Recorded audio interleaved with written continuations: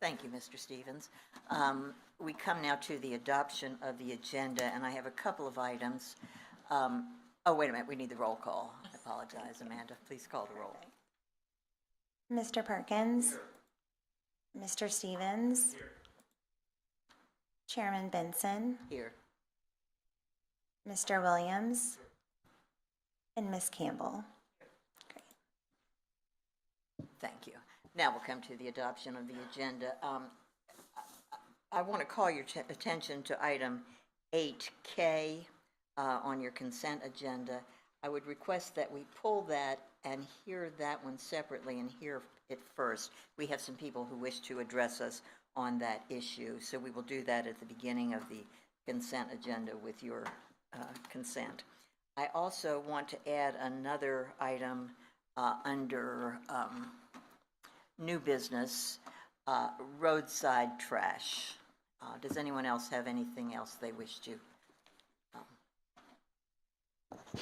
Madam Chair. Yes, Mr. Williams. I would like to add, under new business, the water tank that's going to be built on Gonzales, I believe it is. Okay. Possibly as a dedication to Irvin McCorvey. Oh, very nice. Okay. We will add that under new business. We will make that 13B if that's anyone else. If not, is there a motion to adopt the agenda as submitted? Ms. Campbell moves it. Mr. Stevens seconds it. Please vote.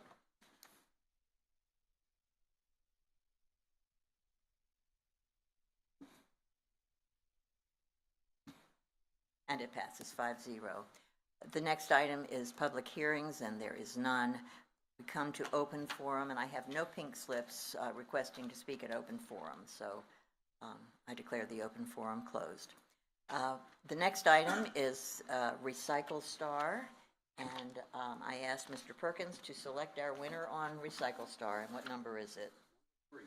Number 3 is Larry Rowe.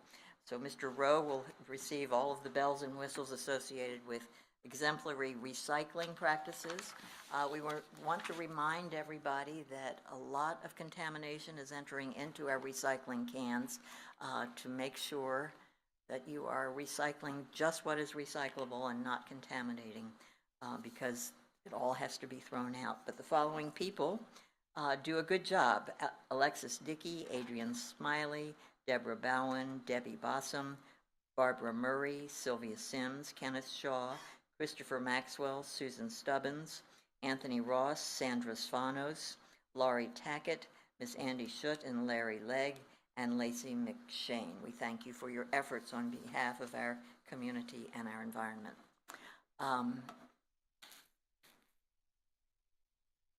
You wanted to speak, Ms. Campbell? Yeah, recycle star and contamination. Just to let everybody know that Mary and I met with the city of Pensacola director working on educational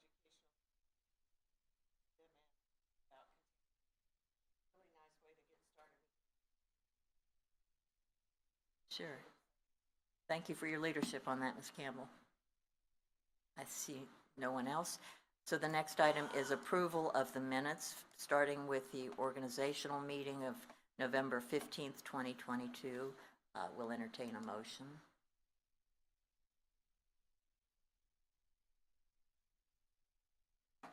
It's been moved by Ms. Campbell and seconded by Mr. Stevens. Please vote.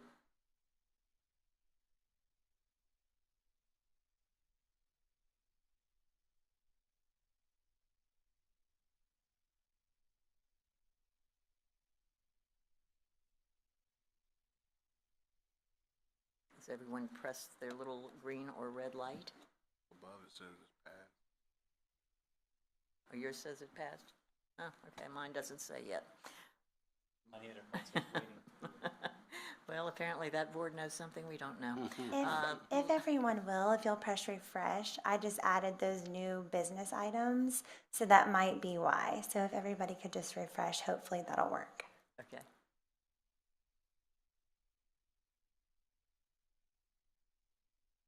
Okay, now it's wanting us to vote again, so.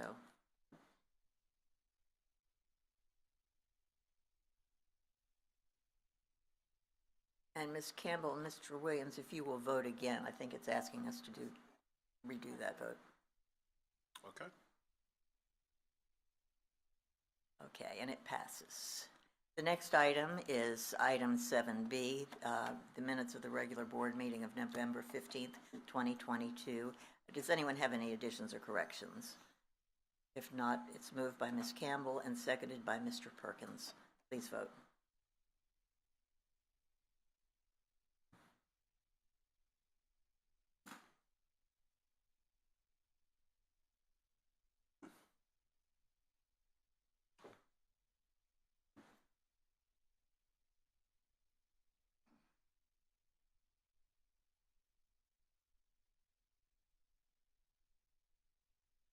Do we need to refresh again?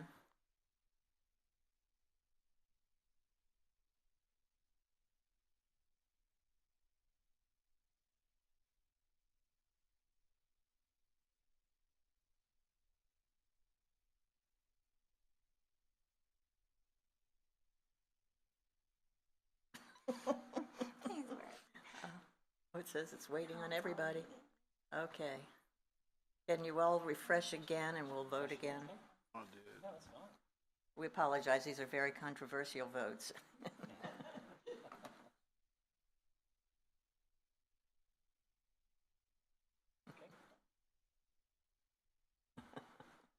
We already know the outcome.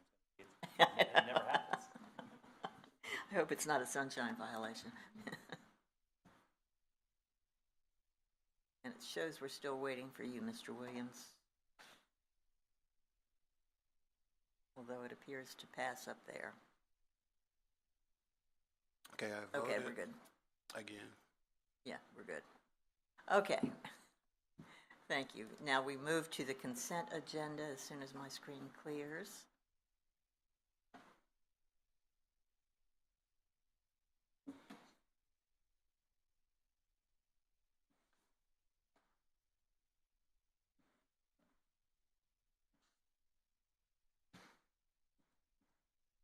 There we go.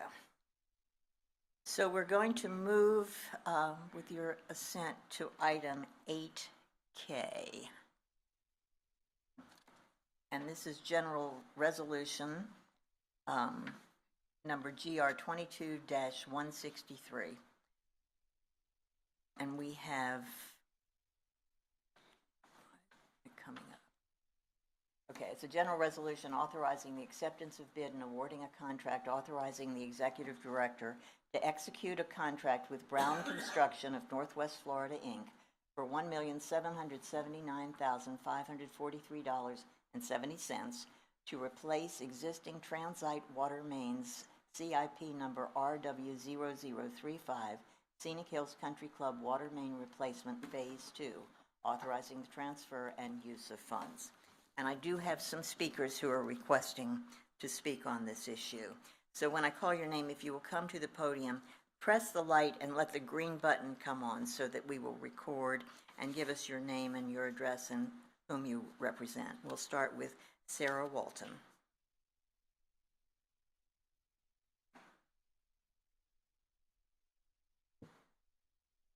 Thank you. You're recognized. My name is Sarah Walton. My address is 2605 Belle Christiane Circle.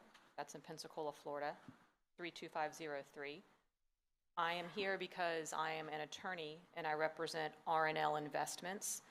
R&L Investments is the owner of the Scenic Hills Country Club property. And we're here because we oppose the approval of the resolution and the engagement of Brown Construction to construct Phase 2, absent adequate assurance in writing of who, either Brown Construction or the ECUA, is going to be responsible for the costs of any repairs we have to do to the property due to damage that may be caused in constructing Phase 2 by the contractor. Now, we recognize ECUA is the owner of the easement, We recognize ECUA has the prerogative to do the work and do the improvements, and we're fine with that. We don't have any problem with that whatsoever.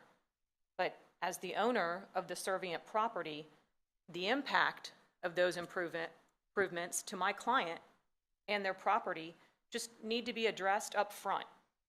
We understand that in phase one, there was good communication and my client's ongoing business wasn't impacted. That's wonderful. We hope that continues in phase two. But the burden to my client shouldn't be increased as it was in phase one if the property is not left in the same condition as it was in when construction started.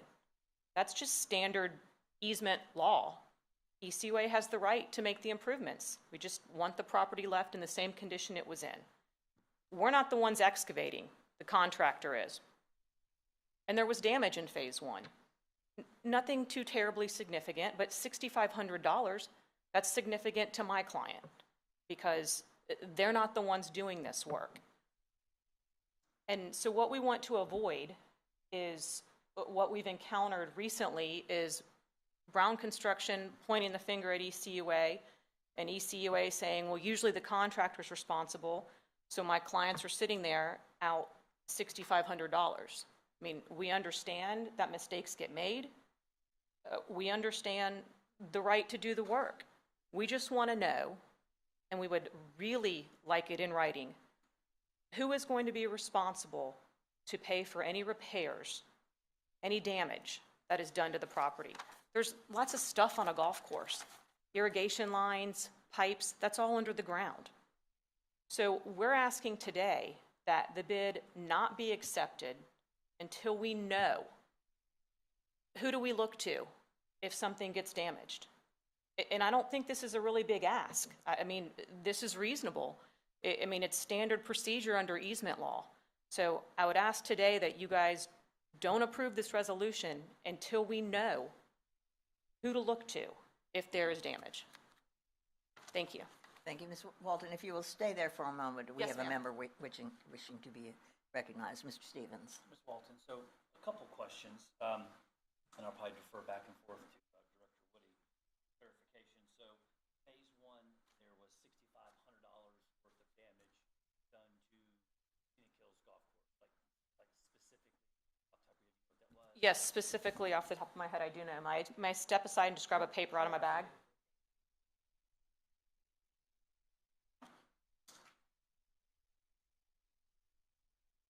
My client could also address anything that I don't quite get 100% correct, but I have an invoice here, and what it shows is that there was damage to irrigation wire and some pipes were broken. And that irrigation wire and those pipes were related to a particular sprinkler system, caused that system not to function correctly. So we had a break in the sprinkler system on hole 7, hole 16, and near the clubhouse. We were not informed about any of these. Apparently the contractor tried to fix the problem at hole 16, but that didn't work. By the time we figured out the problem, the water had been leaking for so long that it damaged the greens, not only on hole 16, but on 15 and 17. So we had to apply fungicide and to try to get the greens to come back from the water damage. So the invoice that I have here for the damage, it's $6,540.90, and it's just for stuff to repair the irrigation heads, to cap the pipes, for the fungicide, and for the labor to repair all of that stuff. And did Scenic Hills use a subcontractor or in-house labor, or what's the? I repair? think Scenic Hills did it on their own. Okay, In-house. so it's an invoice from Scenic, okay. Yes, sir. So did you all reach out to ECUA and Brown Construction and give them an opportunity to resolve this? And if so, what was the response? Yes, we did. I'm sure you documented it all with pictures and. email correspondence? We did reach out to them. I think that Mr. Lenny could address that a little better than I can, and he did fill out a speaker card today, but what I do know is that he tried to work with Brown Construction, and my understanding was they said, well, we'll pay $2,000, that's it, you need to go talk to ECUA.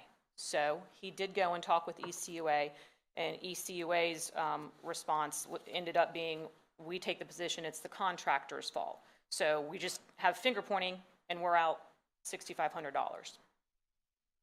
Okay. You may continue.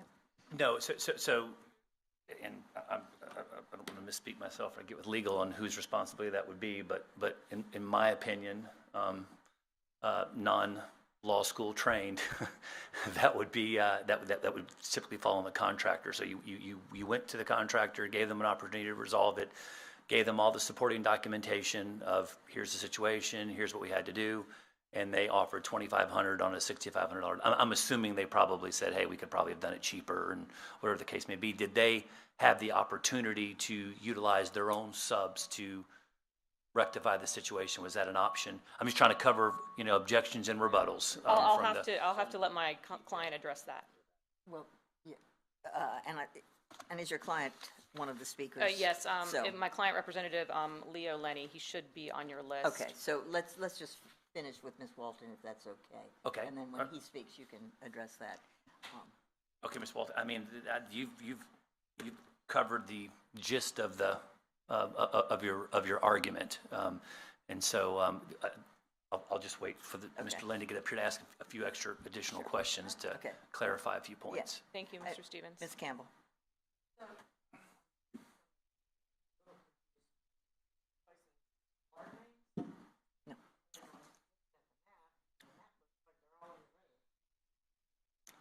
Mr. Woody, would you like to respond to Ms. Campbell? I'm very familiar with the government. The subject, just for a little bit of clarification and background, the subject of this resolution, GR 22-163, is a phase 2 of what we've previously completed as phase 1. The speaker and our other two audience members are here to discuss phase 1, which is work that has been completed, and which they take issue with about whether our contractor appropriately made repairs or didn't pay repairs, or if there's remaining bills to be paid regarding damages that occurred during phase 1 to the irrigation system. This is an item that has pending litigation, so I will have to say publicly that I can't speak publicly about the facts of the case or respond to who's liable or make comments in that regard. I will say, however, it is the intention and of our contracts in general, with every contract that we put out, that's our contract is a statement of shared responsibility and liability and delegation of risk, and those items are fairly well spelled out in the contract, and would be our intentions through our discussions to address that. From there, I would defer to our attorney. Mr. Clark, did you want to respond? Yeah, yes, ma'am. So our contracts provide that the contractor will indemnify and hold harmless any claims against ECUA. So I don't believe we have an opinion on who's at fault or a legal opinion on whether it was the right-of-way or whether it was the easement. I think there's some controversy there, whether it was right-of-way or easement. I don't think we have an opinion on that. But as the ECUA attorney, I can tell you ECUA has language in our contracts, like Mr. Woody was discussing, that protects us from claims. So I don't believe we have an opinion on who's at fault. And if I may, I think Ms. Walton's ask is to have something in writing that they are protected, that any damage that is done, that they be made whole. And I can tell you the bid for phase 2 as well as phase 1 included language to return the property as the condition it was prior to the construction. It includes Then- resodding, Okay. all of that. So I just wanted to refocus that onto what the ask was. Phase 2 so- does include that. Yeah, Well, okay, you understand her ask today has to do with phase 2. right. Talk about phase 1, but I do want to talk about phase 2. Phase 2, any of that work going to be done in an easement on the golf course, or is it all done in this road right away? Mr. Woody, do you If you look respond? at page 108 of your it shows the work that's proposed to be done in Phase 2. While the black lines illustrated on that diagram all show public rights-of-way, I think we're aware that there are various crossings from one green to another where there are trails, and I strongly suspect that there's probably irrigation lines in those general areas. So. Ms. Campbell, did you? Okay. Mr. Stevens, your light is still on, but are you answering your question? Actually, I have it, yes. Okay, go ahead. So, and I understand your concern, Ms. Walton. I mean, and as our attorney pointed out, I mean, it is, contract verbiage, just standard operating procedure that the contractor is going to return it back to its original condition, in which it appears, and I say allegedly, I'm not disputing because I don't have all the facts in front of me, that wasn't the case on Phase 1. So, that being the case, like, I personally take exception when a contractor that we hire, ECUA hires, does not, if this is the case, put the property back in its current its current position. So I would definitely, when we get to this point on the vote, add some additional I will suggest additional verbiage on I'd like to see this issue resolved. And you can refer me on a motion. I'd like to see this issue resolved once all the facts have been done prior to, I don't know if we can do this, final payment to the contractor on Phase 2. So if Brown Construction did Phase 1, they're doing Phase 2, I would like a resolution to this situation with the client not having their property put back in working order, and then they had to come out of pocket $6,500. I'm assuming there was some acceptance of liability from Brown Construction if they offered $2,500. So the fact that they're admitting to the fact, hey, there's $2,500 worth of damage. Now we're not talking about whether or not they're responsible for the damage. I assume by them offering $2,500, they accepted some form of responsibility. I'm sorry. Mr. Clark, you may respond. I don't know about that, if there's been acceptance or not, and I'd have to look at the contract. We typically withhold a retainage amount for final approval. And so that could be a reason to withhold if it's determined that Brown was at fault. Okay, so it leads me to another question. Has that retainage on Phase 1 been paid to Brown Construction thus far? Mr. Woody, do you have that information to respond to Mr. Stevens? I don't have that in front of me unless one of our staff knows it off the top of their head without checking. Okay. Well, we'll hold that, and this may be answered at some point. Okay, so would now be the time for me to make a Well, motion, or we we're have going to several- wait till we get this done before? Let's Okay. have all the speakers, and then we may have more information to wrap up in order to do that, if that's okay with you. Absolutely, Yeah. absolutely. Mr. Perkins, you're recognized. Well, I think what they've asked us is rational, is to just pull this item and hold it until it gets resolved and they get some assurances. That will motivate, the construction company to resolve it if they want this work, I mean, to me, that makes sense. Just pull it. When we get to it, just say, hey, we're going to pull this and make sure we've got something in writing that has this resolved. I couldn't imagine them losing the job over, $6,000, but I mean, if they can't resolve a dispute like that, get this work, then maybe we need to look at someone else, rebid it or whatever. But I would say do what they're asking and just pull it. I want to give everybody a chance to speak Yeah, before I make a let's motion. let the others speak, if that's okay. Ms. Stevens might have Mr. some- Williams, Mr. Woody, did you need to respond to anything in anticipate? I will have a comment to make Okay. after Mr. Williams, be fine. Okay, Mr. Williams, you're recognized. Thank you, Madam Chair.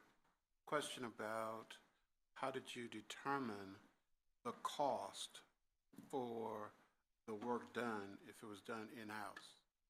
Ms. Walton, you may respond. What I have here on an invoice are unit prices. For example, the cost of the irrigation head, so it was purchased, I don't know where it was purchased from, but however much it cost, individually, they cost $169, a 180-degree irrigation head, and we had to purchase 7 of them.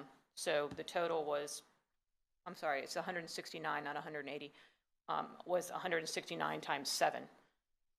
So that's how that was determined. My client can probably address that question a little bit more in detail than I can, because I'm basing it off the invoice that I see from my client that went to Brown Construction. So maybe we'll let you ask that of the. That's fine. the Thank you, appropriate Madam person. Chair. Okay. Thank you. You're welcome. All right, thank you, Mr. Williams. Mr. Woody? It would be my suggestion that we keep these contracts wholly separate. Phase one contract with a contractor over a problem with that contract needs to be resolved within that particular contract. It's a coincidence that the same contractor was the winning bidder for phase two. If they weren't the low bidder and it was one of the other three competitors, I don't know if we'd be receiving the same request to withhold phase two until phase one's resolved. But between either retainage or whatever litigation was necessary or negotiation, it'd be my recommendation that we keep those entirely separate. This does need to be resolved for phase one, but I don't know that it can or should prevent you from considering proceeding with phase two. And we have some other people to hear from, so we can address that.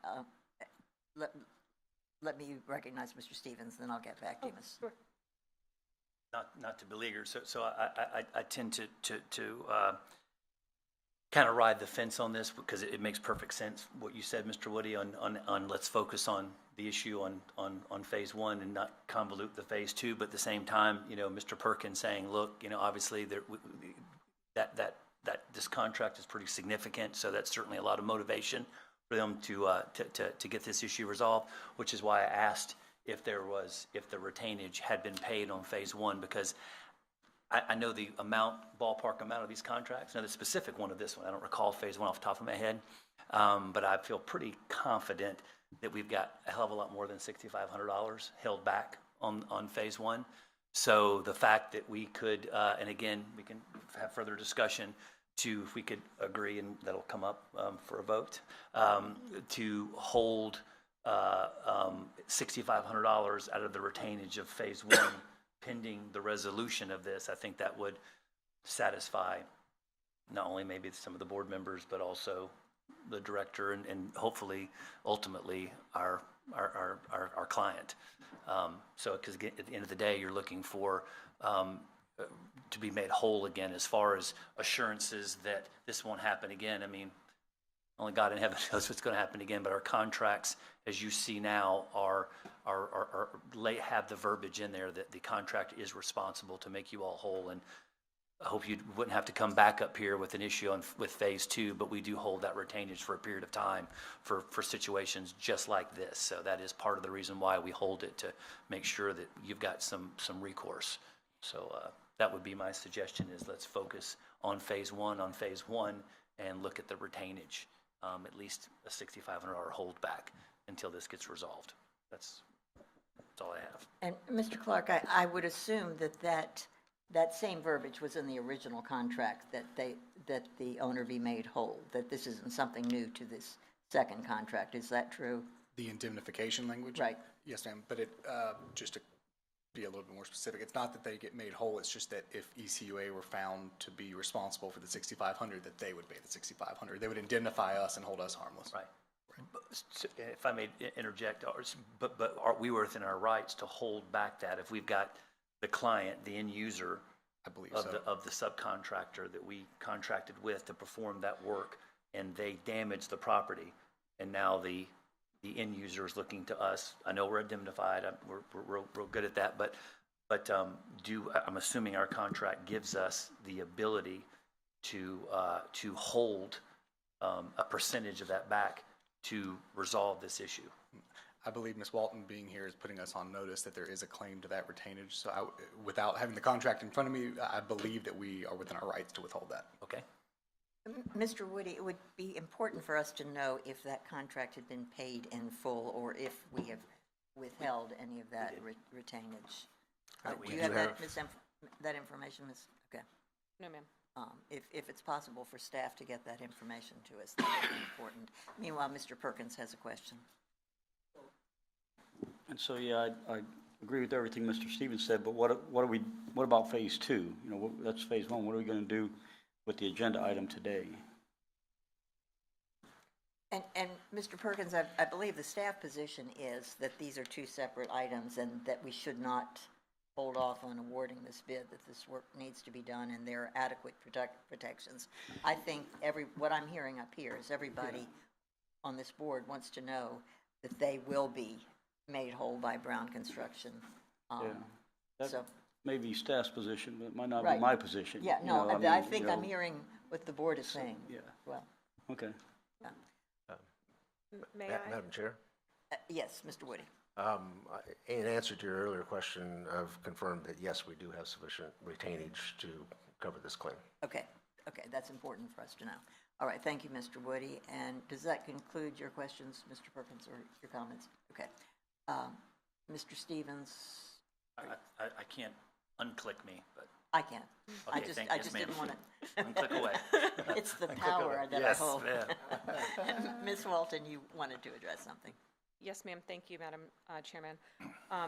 I just wanted to address, we would like for Phase 2, just some language that says Brown Construction is responsible to pay for any damages that it causes to my client's property. I understand maybe there was language like that in the bid that went out from Mr. Clark. I haven't seen that language. I'd love the opportunity to look at it, just to give so I have some comfort that it's there. Or, if we craft a sentence or two, I'm fine with that too. I just haven't seen that language that Mr. Clark referenced, so I don't know what it says exactly. Having listened to the discussion, I would be surprised if there weren't not a motion to that extent. But let's go ahead and hear the other speakers as well. The next person is... Thank you. Thank you, Ms. Walton. Mr. Leo Linney. Do I have to hit a button? Oh, okay. Good afternoon. My name's Leo Liddy. My address is 8800 Thunderbird Drive, Pensacola, Florida, 32514. Thank you for having me here today. Just as a follow-up, I certainly can answer any questions. Just to maybe color it a little bit more with, we did feel our relationship with Brown Construction was fine at the get-go. We had personal relationships. We even offered to store their machinery on location and such like that. It was our understanding through multiple communications that again we would be made whole if anything was broken in the irrigation side, if we had to make any repairs like that. So we were certainly very surprised when we had sent the invoice out to Brown Construction. I will say they did come out and meet with us. We actually went out onto the golf course to look at the different types of issues that there were. So $6,500 is a lot of money to us. A lot of it also is the kind of what you don't see, which is the opportunity cost of our labor trying to get off the course and work on some of these projects. And as it relates to Phase 2, my concern again there is we're going across the road. We were able to go in and dig up grass and do some of those things, but if something happens under the road and then it gets sort of fixed and then sealed up, what do we do about that? That's going to be a much more expensive and a much bigger problem. So that's sort of our concern as it relates to Phase 1 and then to Phase 2. Mr. Linney, I know you're representing Scenic Hills Country Club. What is your role at Scenic Hills? Oh, I'm one of the owners. Okay, Correct. all right. Sorry. I see no speaker requests. Anyone? Okay, I'm trying to speak. okay. There you go. All right. Mr. Stevens. So, Mr. Lenny, and I'm looking at this graph on Phase 2. So you're talking about the road, and if there was some damage, unforeseen damage under the road, and it was covered up. Is that public right away, or is that? That's our road, yeah. That's your road? It Okay, is. okay, all right, so that would be your responsibility. Yeah. Okay, that would be your responsibility to fix that if there was some damage underneath there. I don't know, and again, this would be a contractual question on what the time frame is on finding an unforeseen leak or damage after the fact. So obviously, we hold the retainage back for a certain period of time. Do you know off the top of your head, Council, how long we hold that retainage typically on a contract like this of this size? Mr. Clark, you may respond. It's typically until we issue the certificate of completion, but I don't know the time period on that. I ask because Phase 1 is obviously complete 100%, and we still have retainage. Our Director of Engineering, whose department oversees, We'll let Mr. Hayden Management address that component. if you have the information. Sorry, if you'll just sort of let Mr. Hayden address it. We may want you to come back, Mr. Lenny. You're Yeah, recognized. that's fine. So, quite sure if we've issued the certificate of completion yet. There is still retainage on the project. Right. Even after the certificate of completion is issued, which is all after the final inspection and everything, there's still a 2-year warranty on the project. So anytime within that 2-year window, it's not a maintenance issue, the contractor's liable and has to come back and make repairs. And you answered, thank you very much for that, Mr. Stacy, because you answered my second and third questions right there. So essentially, from what I'm understanding, you all will have a 2-year warranty on the work after the fact. I can also tell you that Brown Construction is a frequent bidder of ECUA work. I see it come across the board quite frequently. So if, Lord forbid, you were to come back up here again and address something with us that there was a defective issue, I can only speak for myself. I would want to make sure that was resolved before I did future projects, hypothetically speaking, if that were to happen. So, but it looks like you've got a 2-year warranty with the contractor. So hopefully that gives you some semblance of peace of mind on the 2 years. That if you did happen to find something, that they would go out there and warrant it. I certainly don't think they want you coming here and bringing this to our attention. So I think it would be in their benefit to resolve it with you prior to you coming here as holding back retainages and whatnot. Thank you, Mr. Stevens. Mr. Williams? Thank you, Madam Chair. So, quick question is, what would be the worst-case scenario in Phase 2 to your golf course or your concerns about the project? Mr. Lenny, you may respond. Thank you. I would have to probably defer to our course superintendent to understand exactly where all those water lines do go and sort of what implications they have down the line. My initial thought is that, again, through the road right in front of our property, I mean, it basically is the main vein to get into the business. Again, if there was something that would happen under that road, it would be, again, it's not about us just going out there with some shovels and fixing it ourselves. It would be obviously a lot more expensive in equipment and expertise that we don't have. Madam Chair, may I You may- follow? yes. So, currently, do you know that everything is working correctly, and could you not test the system after the work was completed? Potentially, I don't know if I have that total answer, because I don't work with that system that directly, but I imagine it would. Again, a situation like we had on number 16, where Brown Construction actually had cut into the wires and made the repair, or at least they thought they made the repair. That was our actually most expensive issue, because they thought the repair was made. We didn't know to even really, we didn't know that there was any issues there. And then they had implications down to the green, several days later and in different areas. So it's not as evident as you just turn it on and turn it off, I think, and see the water. So I'm just a little concerned about that. If I may You may continue. end with this question, what was the opportunity cost? Just, we have just like a lot of other people, the labor crisis, and we are so lean on labor that it's not just about what our guys make. It's unfortunately, if we have to have them over onto this project, then they're not doing everything else that we need to do. What was the cost? It's just the opportunity cost. I'm not saying there's a cost in here for that. I'm just saying there's more cost than the $6,500 to our business. Okay. Just as that would be if we had to do more repairs, there would be an additional opportunity cost to our business. That's all I was. Understand Yep. the word, or the phrase opportunity cost in business, but I did not see, I'm not sure how you tabulated your cost versus the cost of Brown, who offered to do the repairs. I'm trying to figure if it could have been done for $2,500, or was it actually in-house and $6,500 was the cost? When we originally spoke with Brown, there was another foreman or job foreman or such that was, I guess, had left in the middle of the project.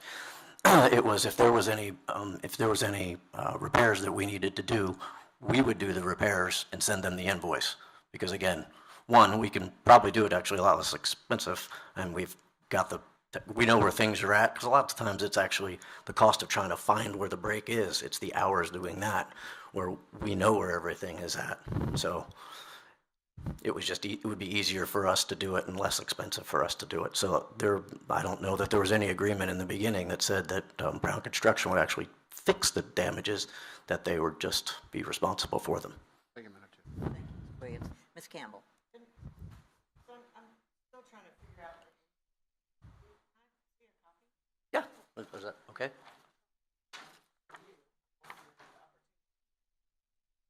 Who did I bring that I to? think the invoice is for hard costs. You may bring that to the podium, if you will, Ms. Walton. Money for everybody. Okay, good.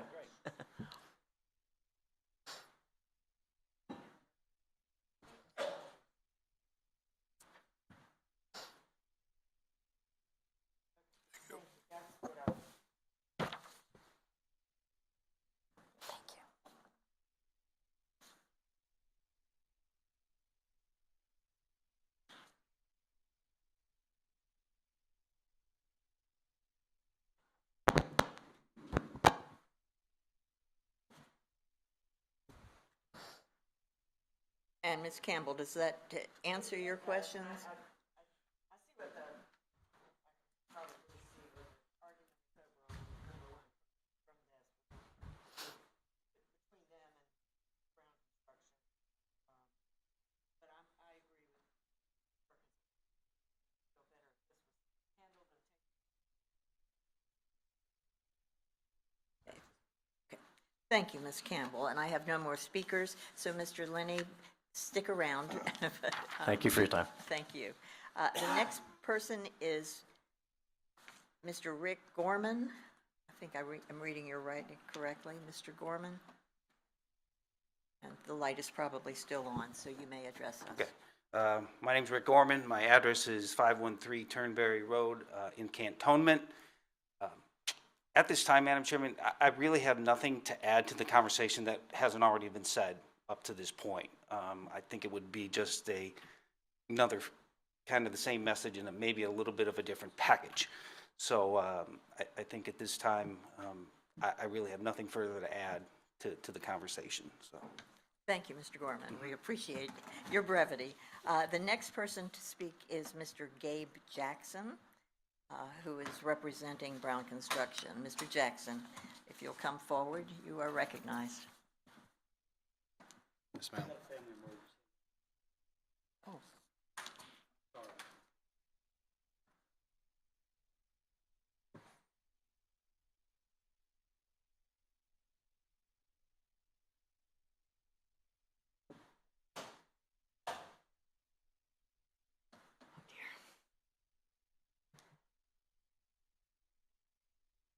Thank you. You're recognized. Yes, Ms. Benson, at your convenience. I was a little bit caught off guard this afternoon or this morning or late this morning, being made aware that that this issue was going to come up to the board. I stand here ready to answer some questions. I don't necessarily feel like expanding on the things that have been discussed this afternoon is beneficial. I could, if I was afforded the ability to do that. I think I would prefer to have y'all ask the same questions that were asked of the other parties here on the same issues, because obviously we're on two sides of a coin here. I will start off with a couple small items to add.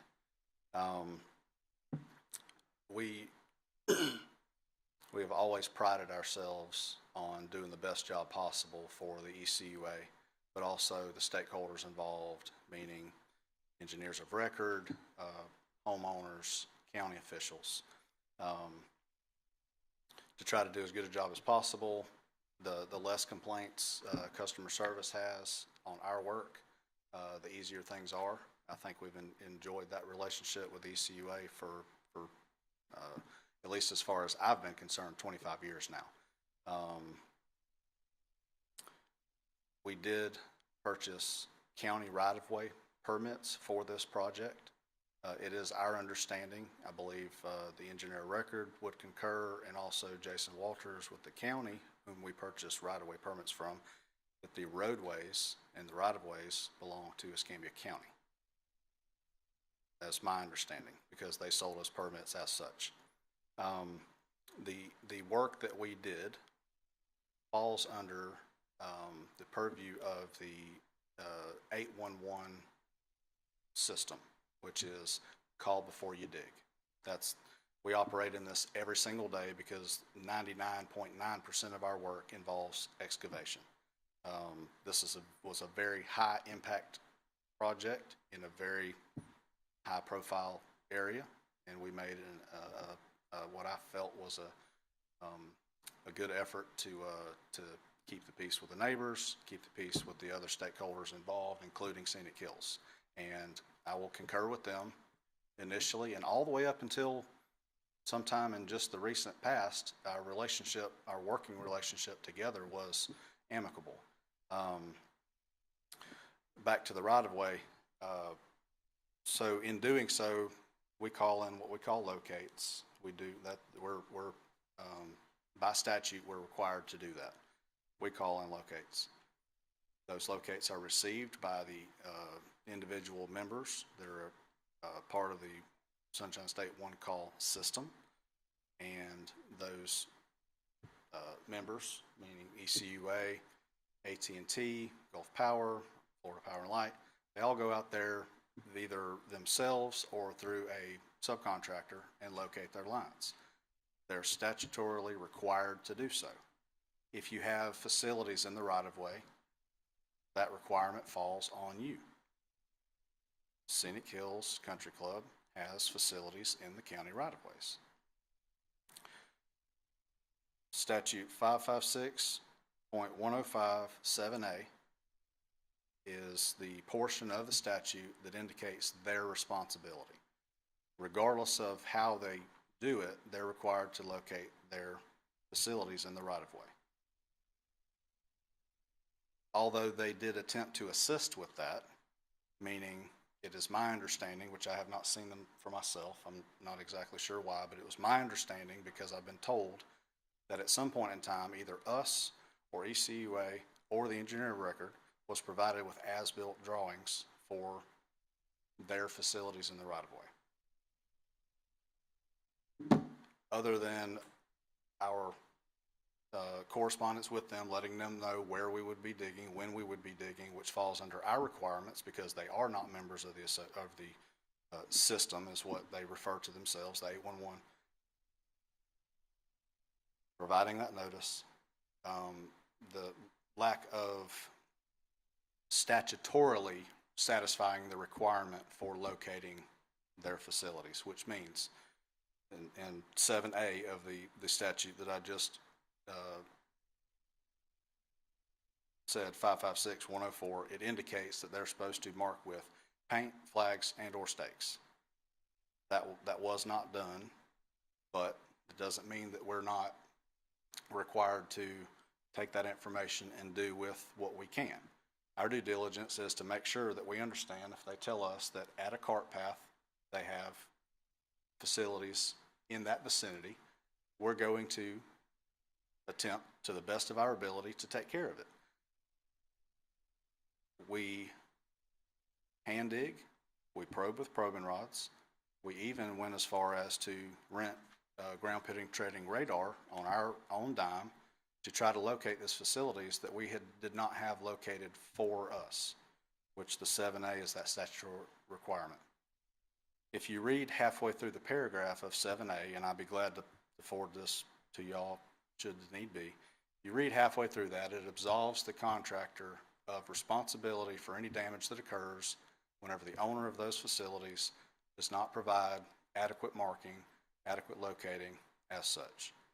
Further down in the statute, 556.106, item number 4, again absolves the contractor of responsibility for damages to facilities for members or for owners of facilities that are not members of the system. The meeting that Mr. Lenny discussed where we met around the table, he's accurate. We came together because we had acknowledged that Scenic Hills had incurred a cost. We're not disputing that they had in fact incurred a cost. We're not disputing that they were nice enough to allow us to use their property for storage, things like that. What we're disputing is the fact that y'all are being led to believe, and other people in this scenario are led to believe that we have neglected our responsibility to take care of the things that we're supposed to do to make our work appropriate and whole for the other people involved. And that is not accurate. It's not accurate. Because we have made a substantial attempt to make the project so that everybody involved was as, so if you're going to make an omelet, you got to break a few eggs type thing. That's what we do. When we go dig up people's front yards, they're generally not happy. But if you give them a little, or if they give us a little while to get through there, and we correct the, breaking of the eggs, and we get to the omelet part, generally speaking, they've been pretty reasonable. And I would tend to say in that particular project that we did a extremely good job of doing that. And I don't think there's anybody in here that would debate that, including Scenic Hills, as far as us taking care of homeowners. Now, the issues that we're talking about are not relative to homeowners. They're between Scenic Hills Country Club and us. In the meeting, I very cordially attempted to explain the same statutes to the parties involved. It's my effort to do that. I may not have come across as polite as I think I did, but that was my attempt to do so. Post that meeting, I did forward basically a summary of said meeting back to the members involved and allow them to have a chance to not only digest our conversation, but to digest all of the information, which meant providing the statutes, all of the above, to them. Excuse me. Yes, ma'am. Okay. He wanted to know your name. His name is Gabe Jackson. He's with Brown Construction. I apologize for the motion over here. I got sidetracked. Okay. Not a problem. You may continue. I apologize. The moral of the story is we were approached with this side of the story for Scenic Hills. We have our side of the story. We made an attempt to come together. We probably could have furthered that conversation. I believe the comment came up that we, Brown Construction, pointed Scenic Hills to ECUA for resolution. That may have been misinterpreted.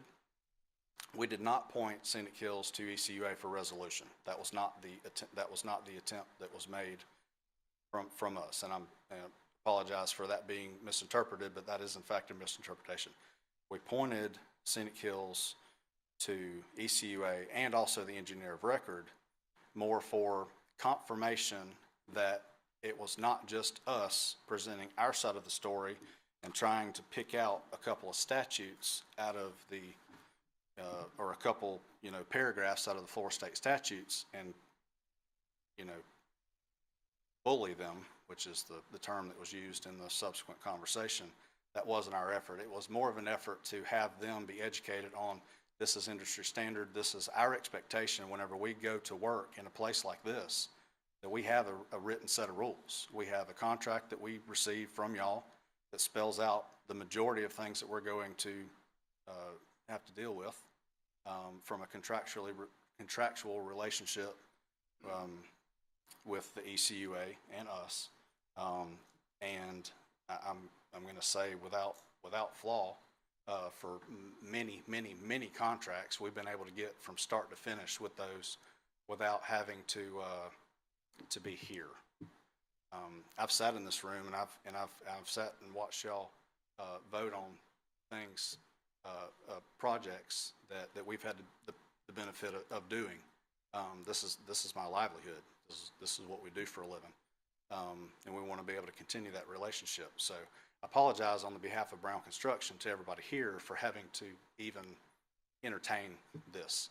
I do think that it never should have gotten this far, but we're not driving the boat. Mr. Jackson, what is your role with Brown Construction? I'm president of Brown Construction. Okay. So it appears to me that the dispute right now is between Scenic Hills Country Club and Brown Construction, that ECUA is not really a party in that dispute. Am I correct in that understanding, or am I wrong, Mr. Clark? A demand has not been made on ECUA at this point. Right. So I'm not aware that we're part of the controversy. Right. So, and it's entirely possible that that issue could go to court for resolution. It is. Okay. So we are not being asked to broker that in any way, nor is it appropriate for us to do that. All that's being asked of us right now is that we have language in this contract that protects Scenic Hills in case of other damage in phase 2. That's all that's being asked of us. So I want to just be clear that we're hearing two different sides, which will be litigated, and that it is not appropriate for us to do that. We are simply being asked for contract language in what's going forward. And perhaps I would question whether it is appropriate for us to make that contract dependent on an outcome that is going to be litigated that's apart from that. That's me playing lawyer after Mr. Stevens started that process. So, And made the disclaimer that I'm not. right, and yeah, but I put somebody through law school, so I, have deniability. Mr. Clark, would you like to respond to what I have said? I agree with you that if you force that phase 2 have that language, that seems an awful lot like an ECUA finding of liability for phase 1. I would caution that language being put into a contract for phase 2, because I believe phase 2 covers that the property will be replaced to the condition it's in prior to the construction commencing. So I think if you go a step further, I would caution the board that you're getting close to making a finding that they breached phase 1 contract. Do I need to elaborate? Well, I hear you. Okay, well, let me recognize Mr. Stevens while I mull that over. Mr. Stevens. Mr. Jackson, so, I'm listening to your, and I appreciate the very long, detailed explanation. It makes me think of a phrase my granddad used to use all the time: penny smart and dollar stupid. And as I listened to this, I didn't hear you at any one time saying you all didn't cause the damage. So are you saying? And again, I also heard you say, obviously it wasn't on purpose. It wasn't intentional. Accidents happen. I have several folks I work with on occasion in the construction industry, so I actually have a lot of vast knowledge on the code you speak of. Aside from that, when someone causes damage, which 99.999% of the time it's accidental, wasn't labeled, wasn't found, whatever the case may be, you go out there and fix it. What is I'm having a real trouble with, and my previous board member I think had some trouble with it as well, is no longer with us right now, is I don't have the exact dollar amount. I could find out really quick on what phase 1 dollar amount was. I'm assuming it was probably a 7-figure dollar amount. Yes. Perhaps. I know this one's $1.7 million. So I'm a little confused on why, if I were you, I would have gotten with the Scenic Hills folks and I would have figured out whatever I needed to do. Like, I wouldn't want Brown Construction's name being put in this light. It's there. Can't be unput. Now, So I'm not saying it's not going to have any negative connotation, but again, you're right. In my opinion, it should have never gotten to this point. What should have happened is you should have had this resolved with them before it ever got to us. Because regardless of our immunity and sovereign immunity and our liability and whether or not Scenic Hills is going to name us in a lawsuit and whether or not that would succeed or not succeed, the verdict's still out on that. I haven't had their counsel say to us that we're not going to get named. So I just don't know why you wouldn't have resolved this for $6,500. If you guys made an initial offer for $2,500, you're $4,000 apart, and there wouldn't be the prospect, we haven't voted yet, but there wouldn't be the possibility of us holding a multi-million-dollar contract because of a $6,500 repair.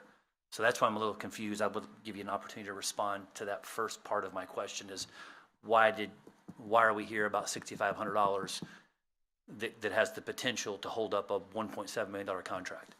Potentially. I completely understand. Trust me, the thought has run through my mind. The reason that I stand here is because upon our offer to do what we thought was good faith effort, whenever I have statutes that tell me I really don't owe them anything, Sure. We were not afforded the ability to move past that. Very quickly after our subsequent conversation, they retained counsel. And it wasn't until we received a letter, Monday would have been two weeks ago, that with the demand for the full amount. And whenever I spoke to Mr. Bates, the gentleman that we received the letter Yes, sir. from, that conversation didn't go very well. It was obvious that that even though that we felt like our effort was adequate, even more so. Again, I'm biased because it's us. Sure. They're biased because it's them. That's all completely logical and reasonable. I fully expected that after our offer to them, that Of $2,500. Whatever it was, Okay. that there's an email floating around that has Sure. that. Now, we did in fact dispute some of the validity of the actual items that are on the list. For one, we were not made aware of these expenses during the process whenever they were happening. It was not until after all this is done that all those things were itemized. At the table, while we're discussing the labor hours, because we do this for a living. We pay Sure. people. I'm an employer. In attempting to understand, just like y'all are, what's in this bill. As we went through there, it was obvious that there may have been some discrepancies in what we were receiving. In my follow-up email after that meeting, I did request some additional information on, can y'all look at this again? Are you sure that you spent this many hours over here? We elected to, back up just a little bit, the most expensive portion of the bill for the equipment, or the material and some of the items that were purchased, was all relative to the right-of-way work. County right-of-way under the statutes. The other work that we agreed to was the portion of the work that was in the ECUA easement that is on Scenic Hills Country Club property. Right. And Mr. Jackson, I'm trying to interrupt you. I'm not talking about semantics here. Yes, sir. But if you could get this resolved for $6,500, I mean, this is certainly your decision. You're a privately owned company. I mean, would you be willing to have this, get this issue?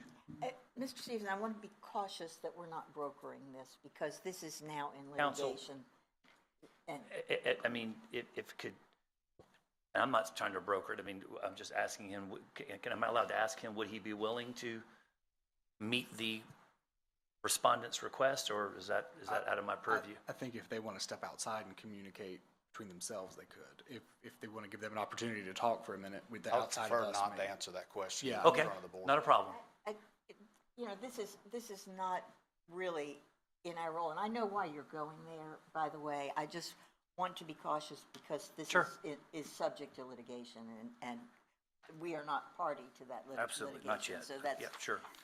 So, and I know Ms. Campbell is waiting to speak, and I see Mr. Williams.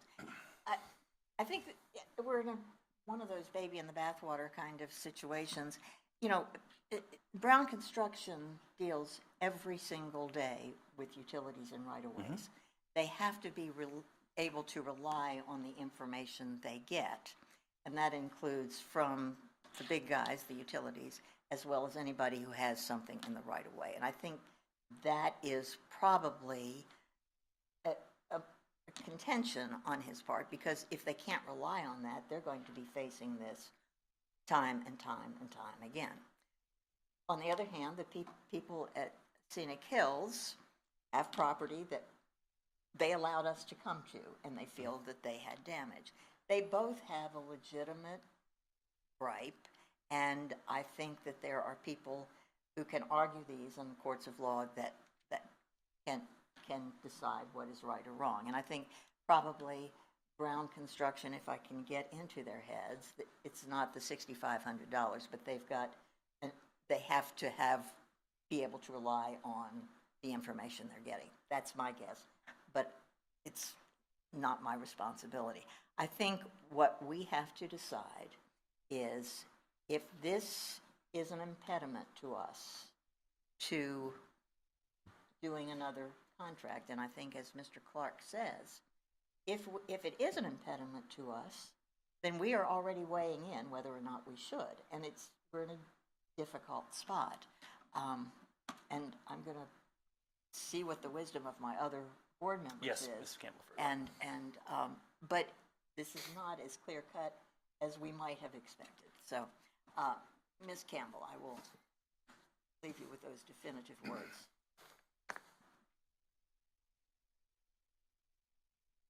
And did you want to be recognized? Sorry, I had to get this microphone on, and boy, this thing is a pain.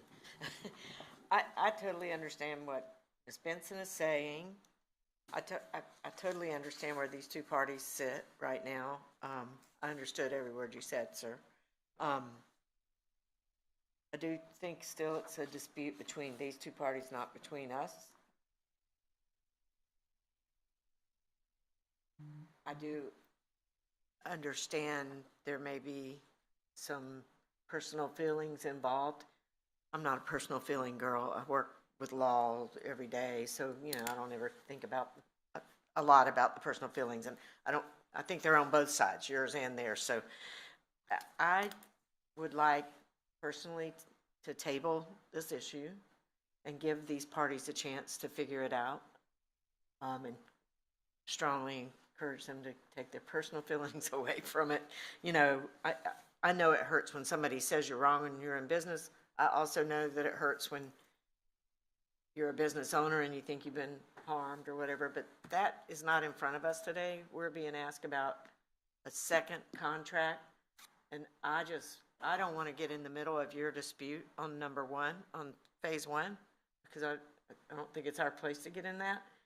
At the same time, I agree with Mr. Perkins, who is now gone, and I don't want to, it's his district, or is it yours? Mine. Okay, it's your district. So, and I don't want to get in to something where all of our parties can't vote on this, but I would ask that we just table it for a month. A month is not going to kill us on this. Ms. Campbell, a motion to table is not debatable, and we would have to vote on it. Would you mind letting me let the other people Nope, speak? I don't mind at all. I didn't know there was And if- another speaker. Yeah, I've got a couple Okay. more, so Okay. I will recognize you. Mr. Williams. Thank you, Madam Chair. Mr. Clark, I'm not going to talk about phase one. I'd like to know a little bit, Mr. Jackson, I apologize, sir. Making sure. Yeah, I apologize, honestly, I wanted to call you by your name. Mr. Jackson, not speaking about phase one at all. I really, because you've been awarded so many contracts with ECUA, I really would like to know more about your company. So if you could tell me, how long have you been doing business with ECUA? Is it a family-owned business, et cetera, et cetera? Give me an overview of your company, and perhaps what kind of work you do in addition to what you do for ECUA. Mr. glad Jackson, to. you're recognized. Yes, ma'am. Sorry, I'll try to be more patient. I do tend to. My apologies again. It's all right. So Brown Construction of Northwest Florida started in 1995 by Drew and Lee Brown. Drew Brown is my stepfather, Lee Brown, my uncle. I'm currently I've been working at Brown Construction since 1997 myself, so this will be my 25th year. Through retirements of Drew Brown 3 years ago and Lee Brown this past year, myself and Lee Brown's oldest son, Wade Brown, who is my junior by a few years, are presently leading the company. We have been working with the ECUA from since before I started with the company. We do all manner of projects from the construction standpoint that ECUA will put out. Anything from the projects that we've been discussing, which are water main rehabilitation replacement projects. We've done lift station installation, retrofits, sewer expansion, sewer replacements. We've done quite a bit of work at the CWRF in Cantonment, as well as currently working on projects at the Pensacola Beach wastewater treatment plant. We're out there right now, in addition to performing multiple private projects with utilities, water, sewer, and lift station oriented items that will subsequently be turned over to the ECUA. So working for the ECUA, whether directly or indirectly, is what we do on a daily basis, and it is our bread and butter. It is our livelihood. Thank you. Lastly, is it a family-owned business? Yes, sir. Okay. It is. Okay, thank you. Thank you, Mr. Williams. Mr. Woody? In consideration of all the various points made, I would like to make 3 recommendations for the board's consideration. Number 1 would be to keep Phase 1 retainage in the amount of $6,500 while awaiting resolution of this matter between the 2 parties. Number 2, to provide Ms. Walton with copies of the Phase 2, and if she wants Phase 1 contract regarding indemnification as our response to her request for something in writing on that topic. And then number 3, to go ahead and proceed with Phase 2 since it is a separate contract. Okay. Thank you. And thank you, Mr. Woody. Mr. Stevens? So typically, so I should say typical, I'm going to use the phrase as relates to Mr. Woody, great minds think alike. Because I wanted to make the same suggestion. I agree. I fully understand and am sympathetic to my fellow board members' concerns prior to having to leave our meeting, and as well as Ms. Campbell's concerns as well. I think what we're trying to achieve, obviously you can't make everybody happy, but this is a Phase 1 issue. It doesn't have anything to do with Phase 2. I think Phase 2 came up with the respondents because they want to make sure that the same thing that happened in Phase 1 doesn't happen in Phase 2, and then what type of reassurances do they have that in the event you make an accidental, you do some accidental damage. And I say accidental because I think we're all in agreement it was a completely accident and probably pretty common in your industry. I mean, it happens all the time. I always tell folks, don't judge me on the mistakes I make, judge me on how I follow up with them and get them corrected, because there's no such thing as perfect folks.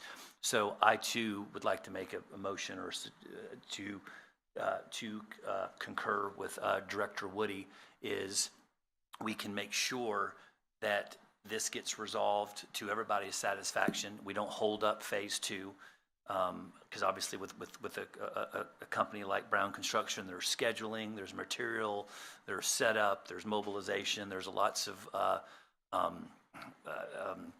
criteria that have to be answered prior to getting Phase 2. We can satisfy the respondents if they can come to an agreement. We can hold back the $6,500. We've already confirmed with our department that there is more than enough retainage in Phase 1 to satisfy the respondents, and then of course sending their counsel, Ms. Walton, a copy of the contract so she can review it and feel comfortable that if this situation happened again, that there would be retainage on Phase 2, and in which case we would hold that retainage in the event that an situation like this happens. So I guess in synopsis, just, I concur with Mr. Woody. I think we satisfy everybody. I think we get the respondents that sense of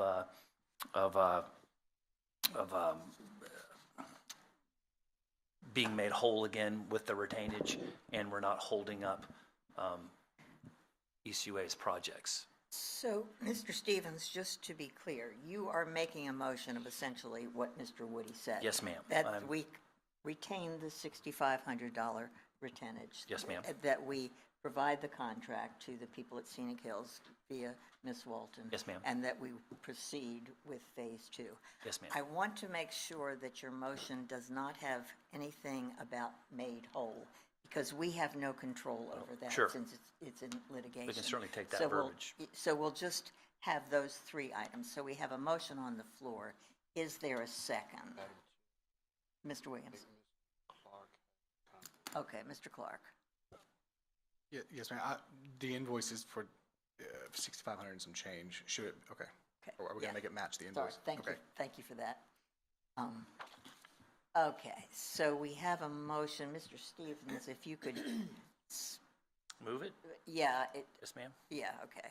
So do we have a second to the motion?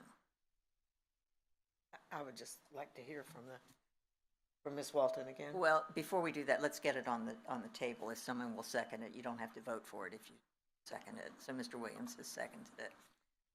So it's been moved and seconded, and now we have a request to hear from Ms. Walton. So Ms. Walton, if you would come to the podium.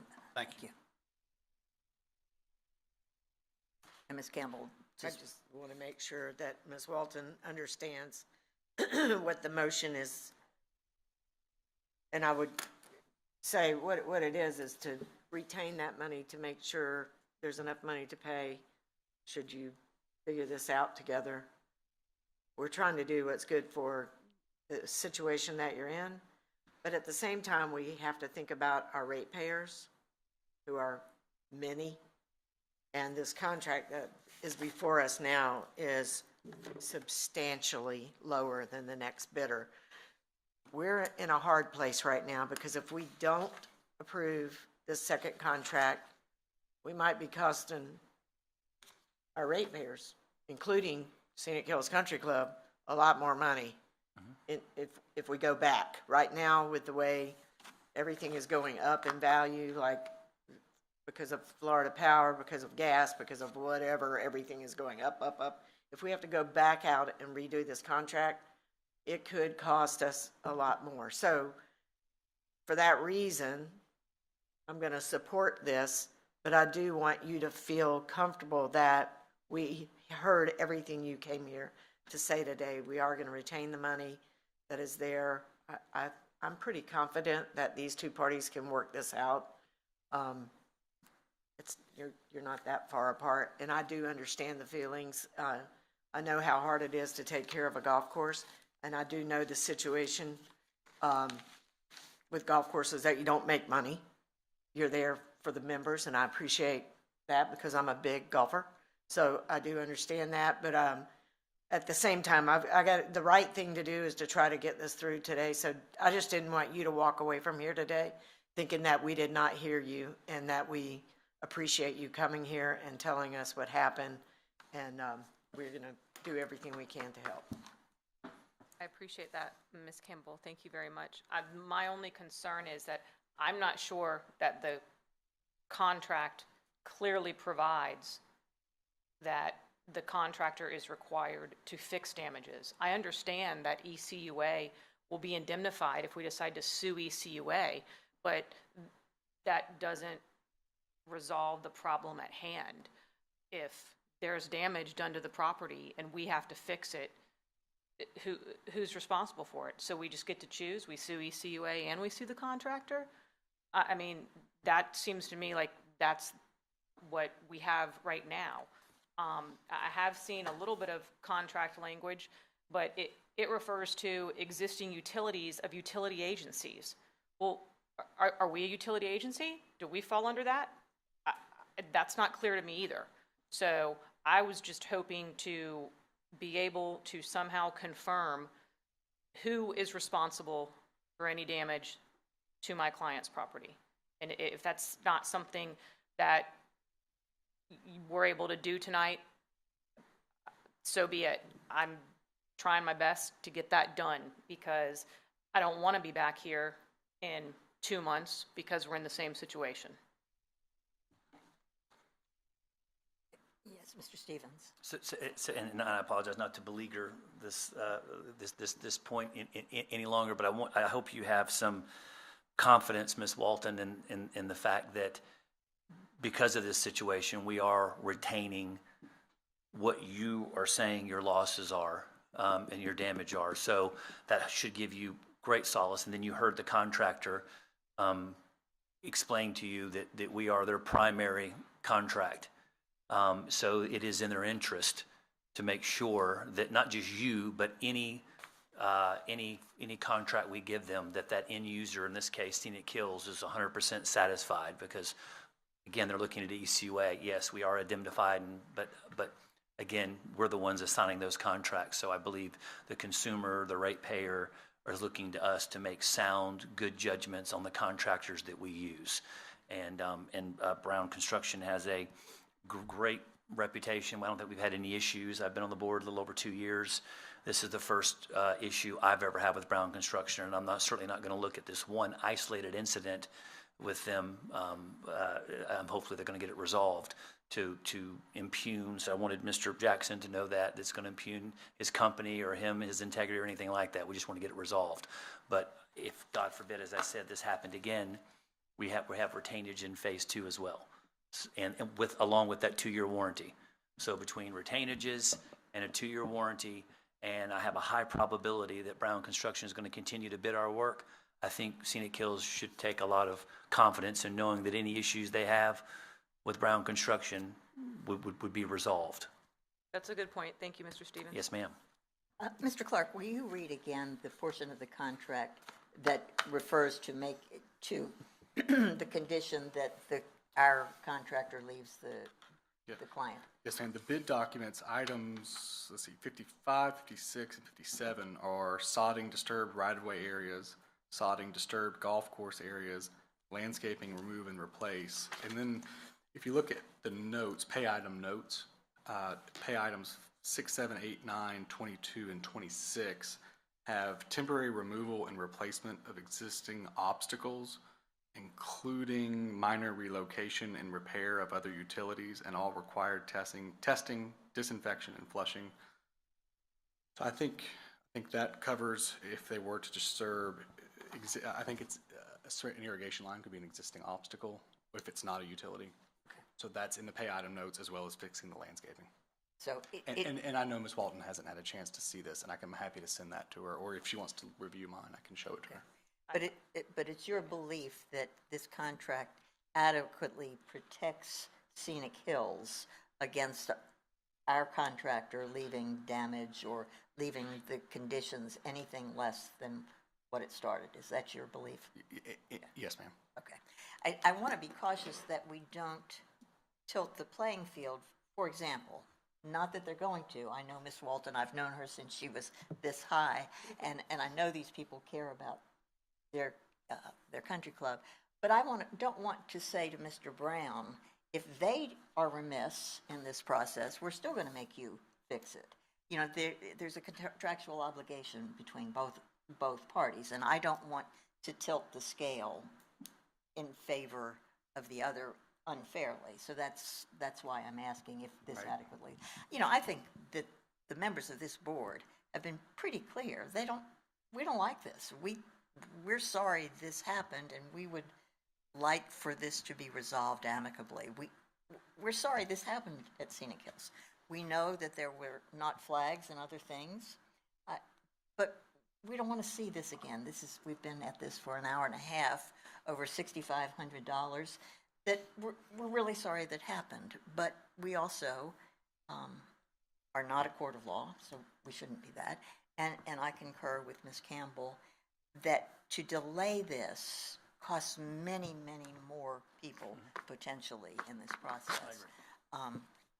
So, I'm happy to hear Mr. Clark's opinion, and I'm happy to see some of that language that I'm seeing now for the first time. So thank you very much.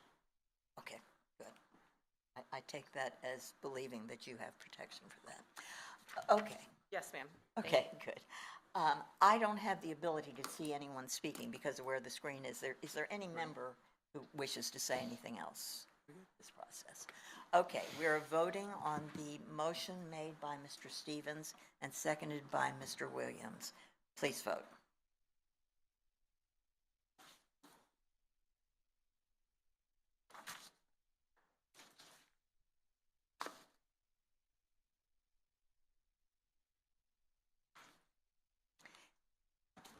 And it passes 4-0.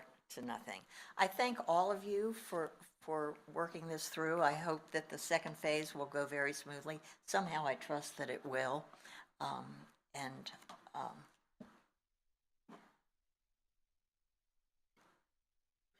If you all wish to leave, we have a lot of really boring items coming before us. Very much. Thank you very much. Thank you. Thank you. Okay. All right, we move now to the consent agenda. Does anyone need a break after that? Who's kind of, That'd be nice. okay, let's take 5 minutes, folks. $6,500.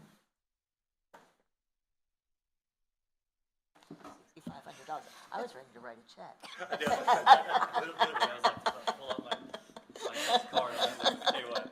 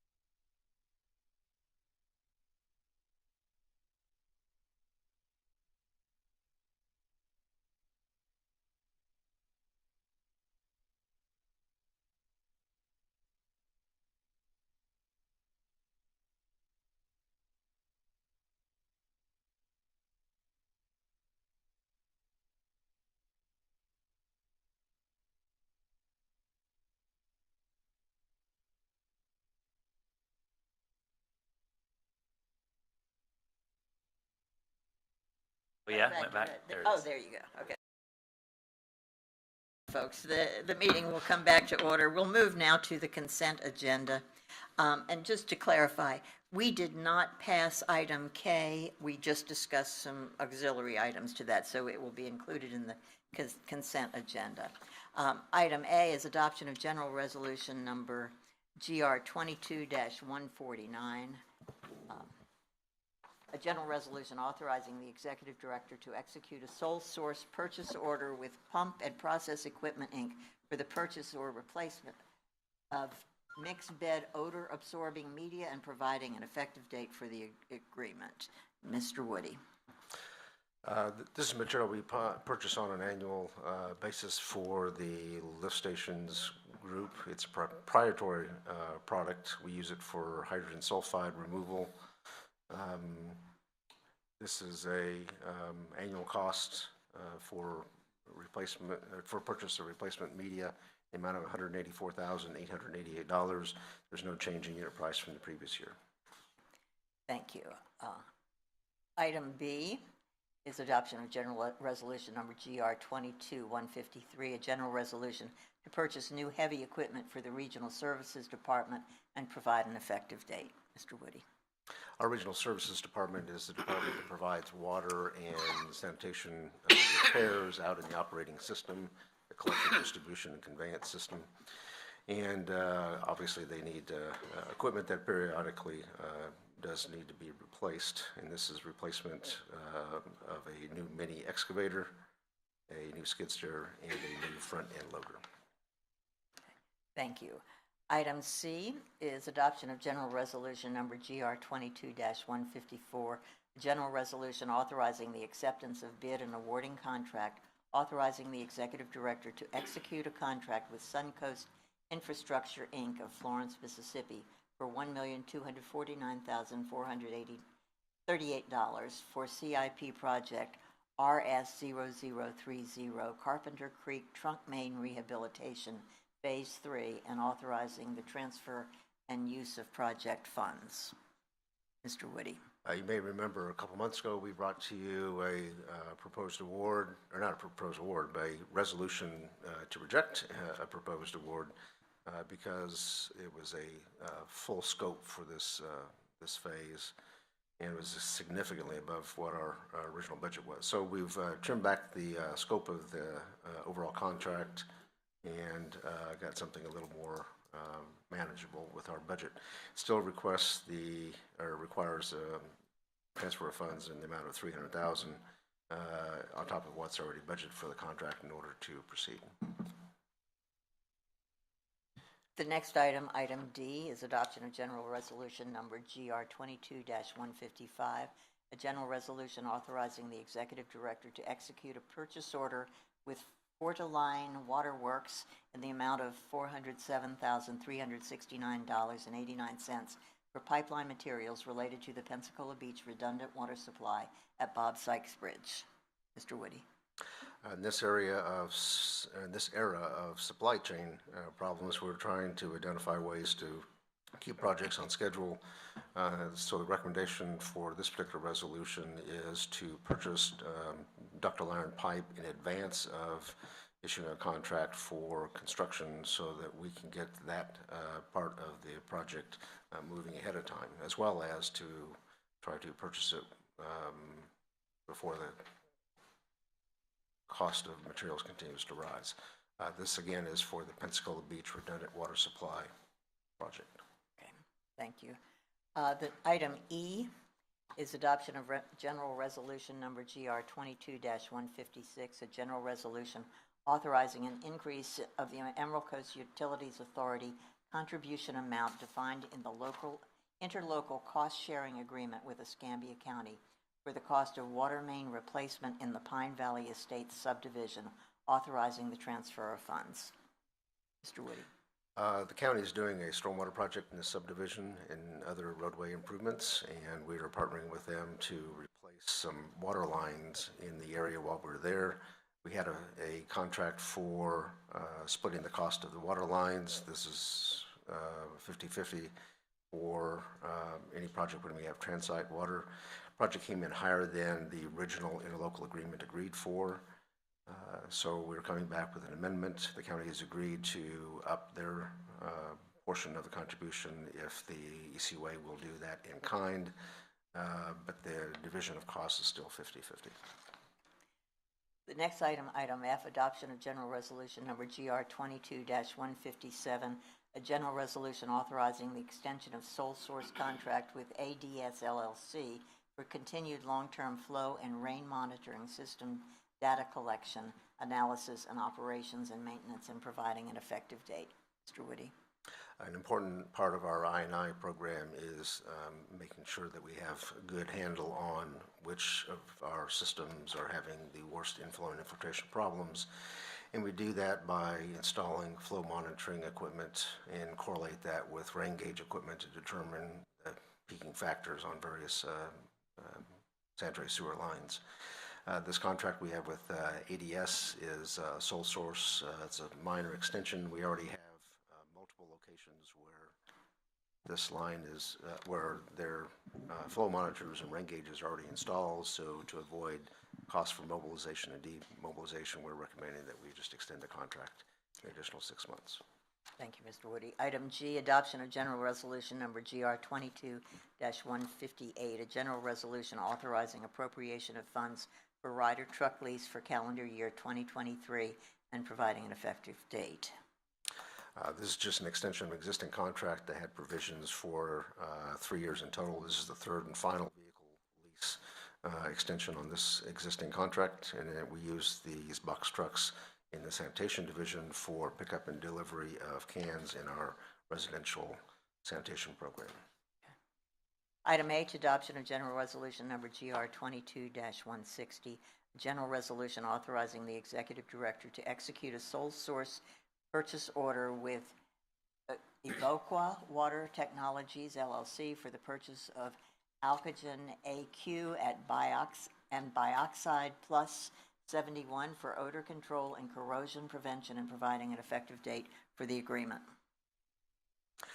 This is a turnkey operation that we use for odor control and corrosion control at certain wastewater stations, particularly those that are particular high volume.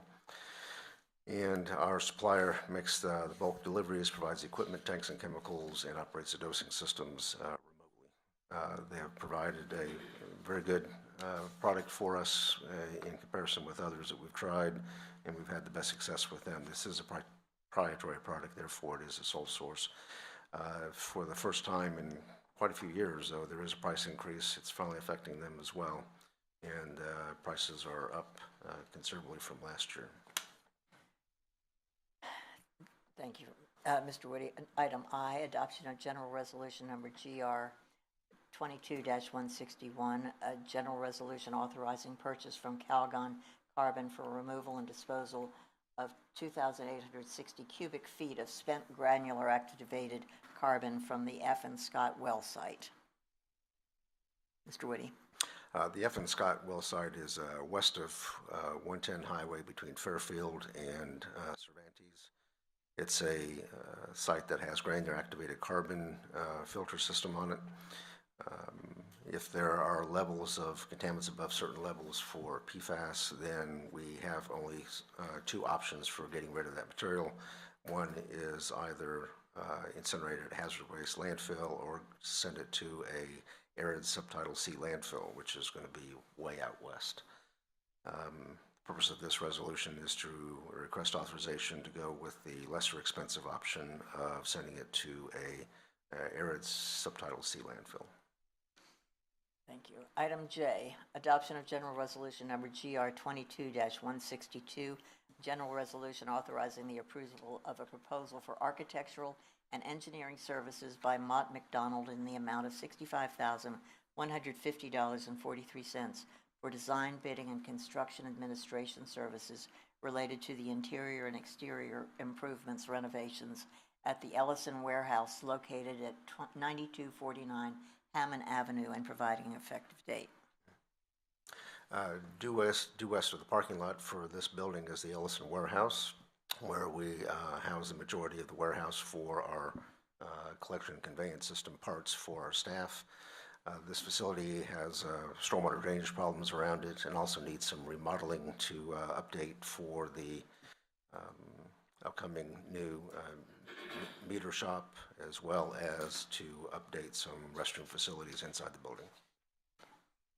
Item K, adoption of general resolution number GR 22-163, a general resolution authorizing the acceptance of bid and awarding of a contract, authorizing the executive director to execute a contract with Brown Construction of Northwest Florida, Inc. for $1,779,543.70 to replace existing transite water main CIP number RW0035 Scenic Hills Country Club water main replacement phase 2, authorizing the transfer and use of funds.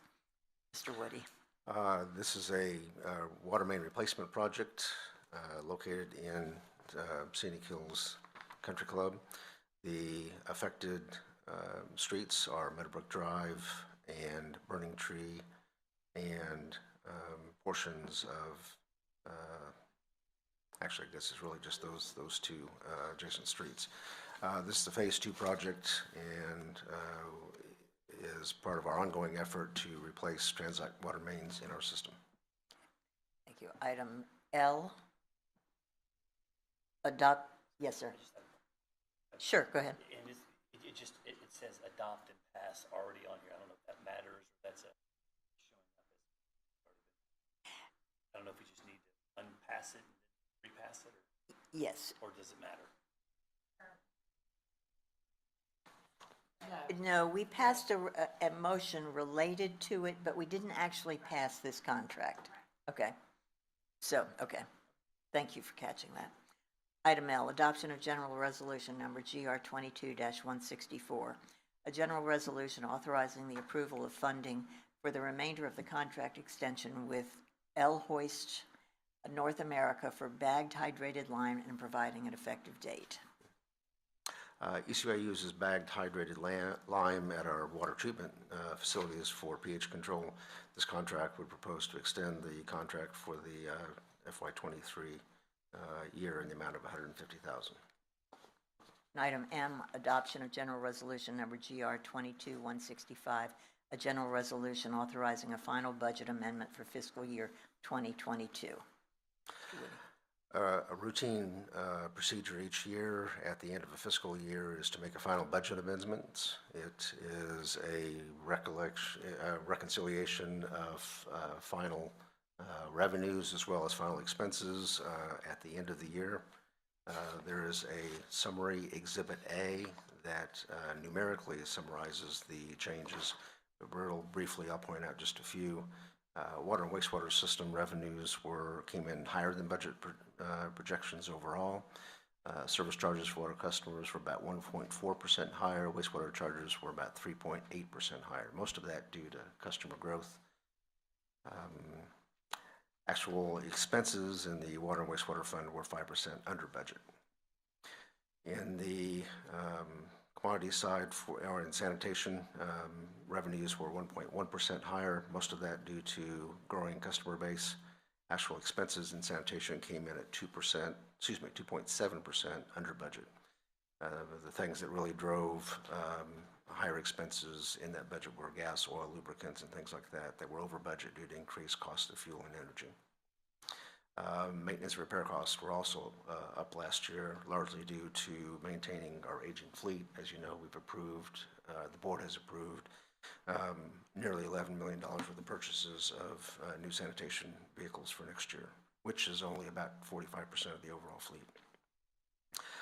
Over at the MRF, revenue and sale of commodities were lower than budget projections due to partial closure that we had during a portion of the fourth quarter FY22 that also resulted in savings due to overtime, day laborers, and other operating costs. So we more or less broke even with the MRF. Thank you. Does anyone wish to have any of these items pulled from the consent agenda? Ms. Campbell. I just had a question on the seat. Okay. Sure, go ahead with your question. So, I know we brought this one back, and Mr. Perkins is gone on this, but do we have are there any grants available or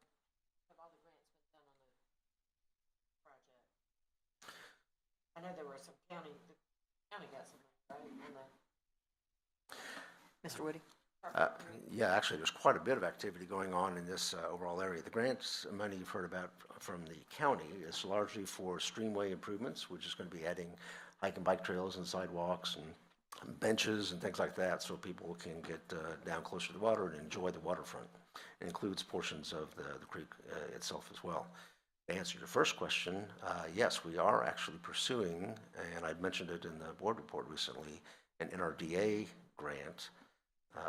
While there is no match requirements, we are proposing a little bit of match to help improve our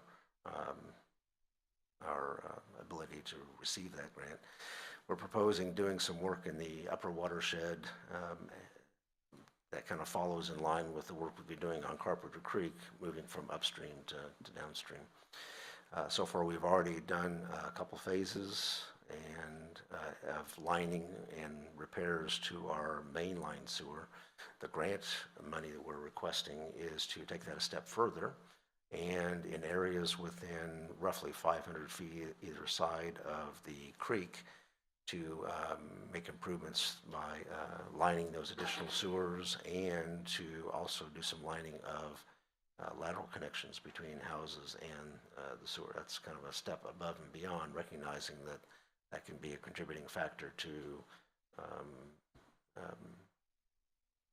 problems in the downstream creek, particularly nutrients is what we're trying to address more than anything else.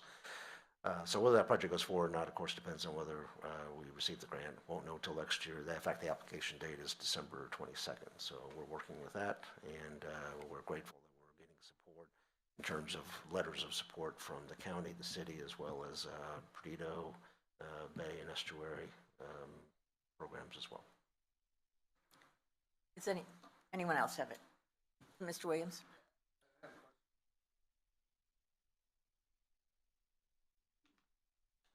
B as in boy?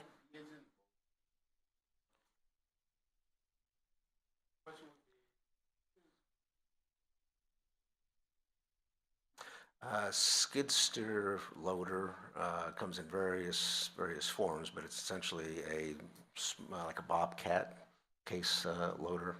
You can get them with 4 tires, or you can get them with tracks on either side. We use them to move dirt, rock, and material around, and they have a multitude of attachments that allow us to do other things other than just the basic work that you usually think of with a Bobcat. Mm-hmm.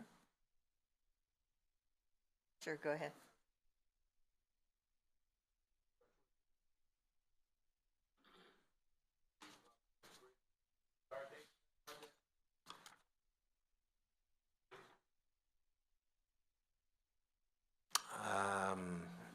You don't mind, I'd like to throw that question to, I think Stacy is outside the door there, unless Don happens to know it off the top of his head for the start for the Bob Sykes Bridge. I want to say 2 construction seasons from now, probably. Yeah, we have to go through the design work. Yeah, well, actually, the design work's down, I'm sorry, not 1 construction season. We were purchasing the materials, so.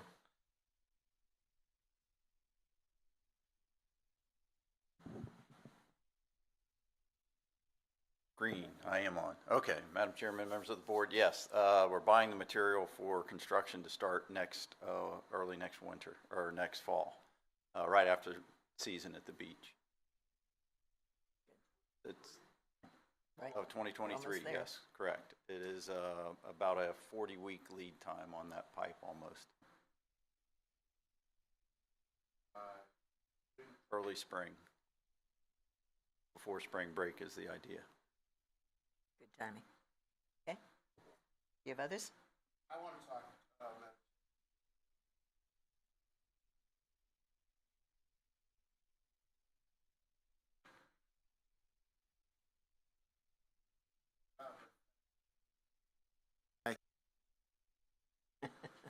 That's a concern. Secondly, I'm concerned about the fact that we, being a public utility company, are making this private company basically improving their bottom line without necessarily them providing those same services to the general public. So what I don't know about Brown is is how diverse they are, quite honestly, and I have a concern about the fact that all of Escambia County is paying for this service where perhaps only a few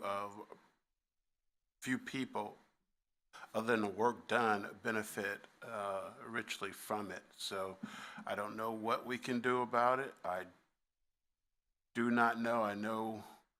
I know there's an accountable issue there from their perspective to ensure that the work they get from the county should reflect the workforce or the demographics of those that they receive the money from. And from listening to him today, it's a family-owned business that they hold really close to what they do. And if they were doing private business with private companies, that's their well and good. But when they're doing business with many public companies, ECUA in particular, I think they should reflect the population of people in which they get their income from. So that is my concern long-term for continuing to do business with Brown, not knowing whether or not they reflect the population that they serve. I yield, Madam Chair. Thank you, Mr. Williams. Does anyone else have any questions or comments about any of the items on the consent agenda? If not, we are voting for all items on the consent agenda. Please vote.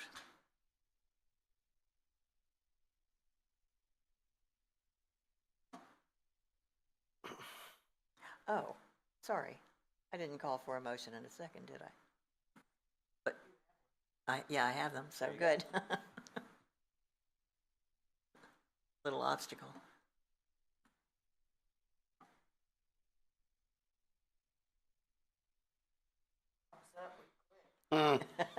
Quickly.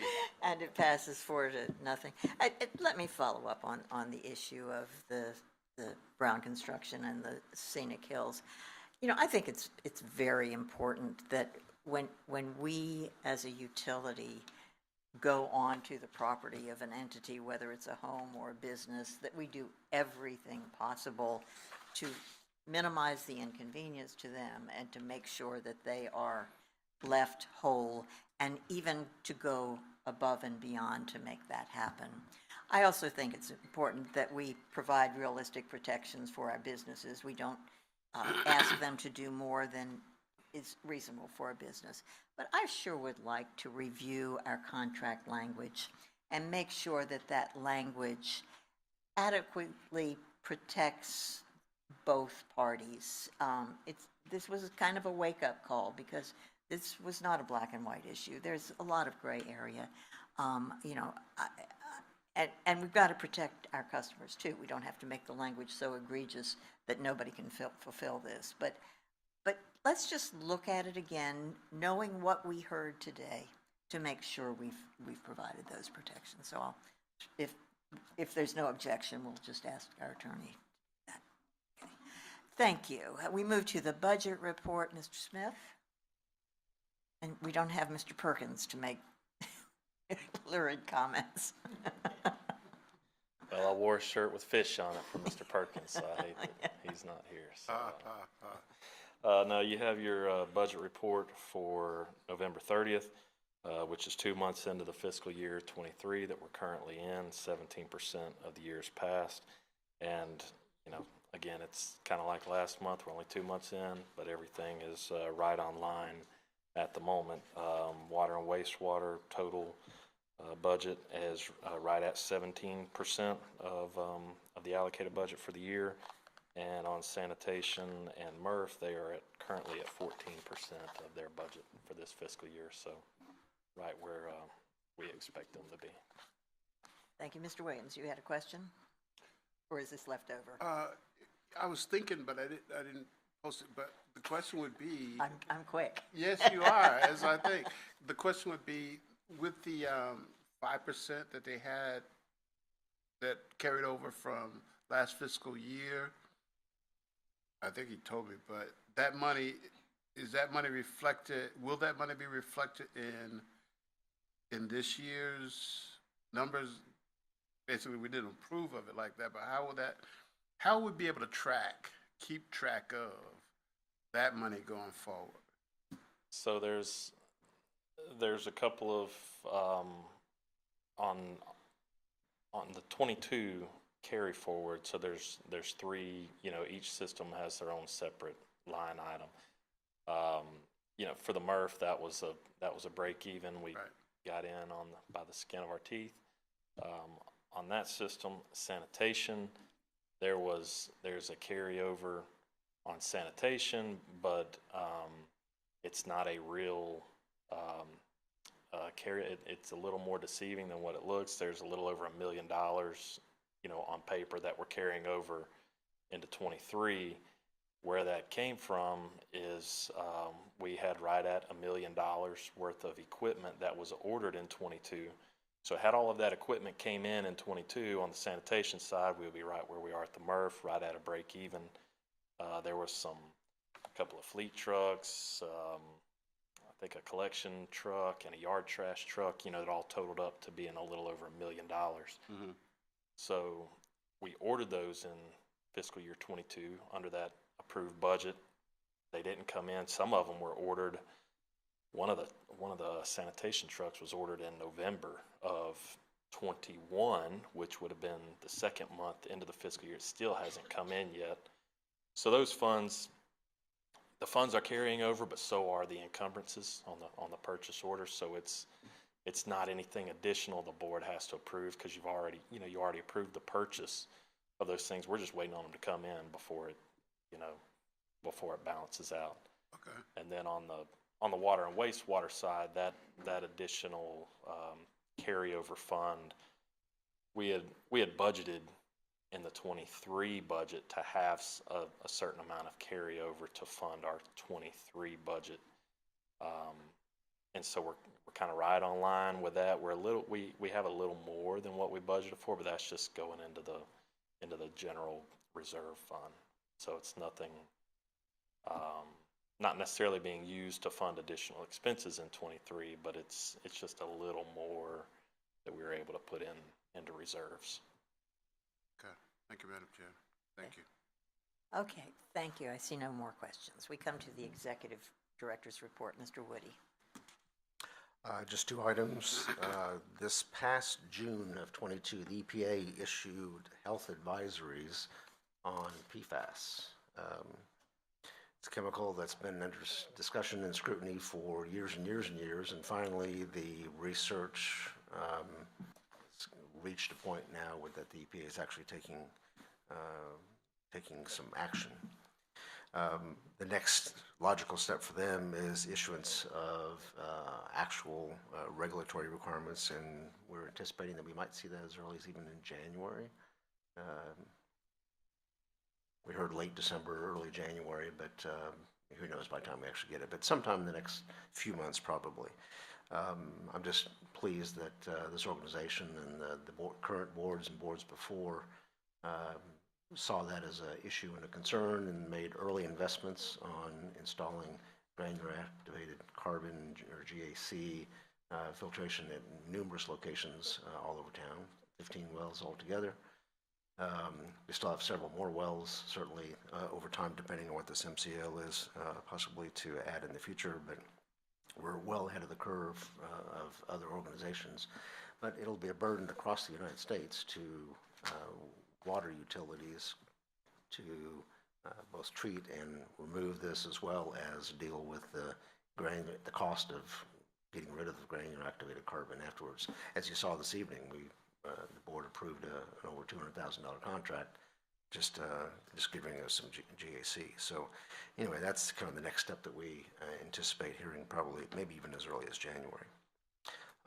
And last time, just wish you and your families, as well as ECUA staff and families, a very Merry Christmas holiday coming up. And next time we see you, it'll be 2023. Wow. Thank you, Mr. Woody. Come to the attorney's report, Mr. Clark. No report, Madam Chair. Okay, we had plenty of your time early on, didn't we? I did have item of new business. I didn't know our meeting would go on so long, but I do want to proceed with it.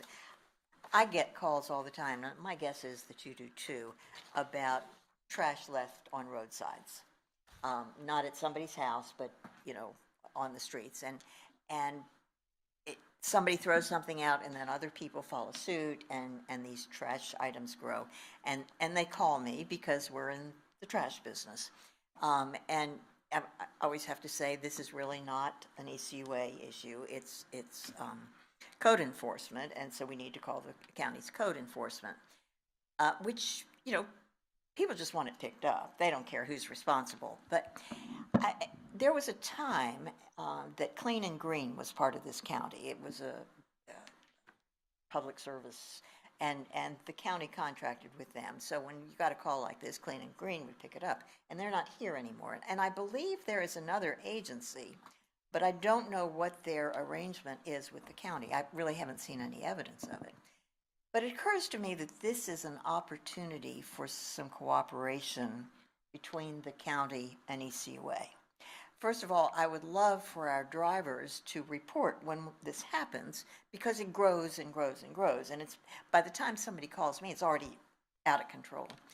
So it'd be nice to get that report, but it would also be nice for our staff and the county staff to get together and talk about, is this an opportunity for cooperation? Code enforcement is so overworked, they can't get to these things. Maybe they could contract with ECUA to do this piece of code enforcement, and that there be a financial payment.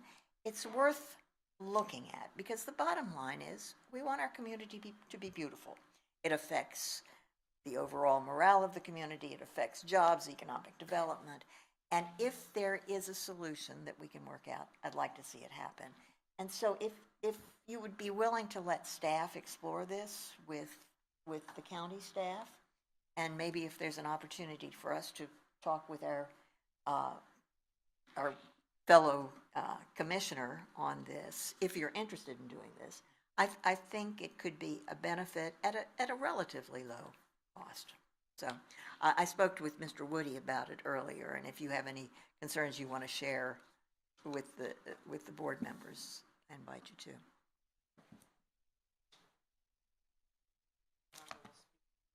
Okay, sorry. I like that you brought this up. I drive through your district and my district every day, going back and forth to work, and there's a lot of trash on Sorrento and Old Gulf Beach Highway. And recently people in my community are talking about incorporation, and one of the main reasons they're talking about that is code enforcement. So I like that you brought this up. I do think it would be beneficial for us to speak with, and I'll be happy to speak with the commissioner of District 1, and I think he would agree. This is part of the reason they're talking about incorporation, was taking away code enforcement because they felt like the county didn't have the time to do it. So if we had the time to do it for the county, and there was some kind of monetary value to it, I think that'd be wonderful. Thank you for bringing it up. Thank you. Mr. Woody, did you have? Yeah, in terms of terms and conditions, that'll be subject to negotiation. A couple things that pop in my head. We're an agency that really only has permissions to enter and do work within the public right-of-way. So I would think an important term and condition would be simple enough for our bulk department to be picking up, say, a landlord evicts someone and everything's out at the curb, picking it up at the curb with a machine that has the reach to be able to pick up things within 12 feet of the machine would be fine. But I don't think it would be our role to cross that right away and get onto public-private property. Number two, if we're doing something to assist and in partnership with the county, my expectation would be they would waive all tipping fees. And then number two, I think it would be our position to help, but not to underwrite the cost of them doing the work for their department. So perhaps there might be some limit on the number of times or the number of pickups we can do a year, to kind of a peak shaving sort of thing. And maybe at their choice, they may call us out a few times, or 20 times a month or something, but have some limit so that we can balance our workload as well. I mean, I think this is all open for those kind of negotiations, but I think there's an opportunity here, so I'd like to do that. Okay, the next item is item 13B, Mr. Williams, Water Tank Gonzalez Street. Thank you, Madam Chair. This is the thought I have. Mr. McCorvey, Irvin McCorvey, was a long-serving member of this board in addition to being a very distinguished member of the community. He died abruptly while serving, so there was no official honor or plaque to give him for his service. The water tower presently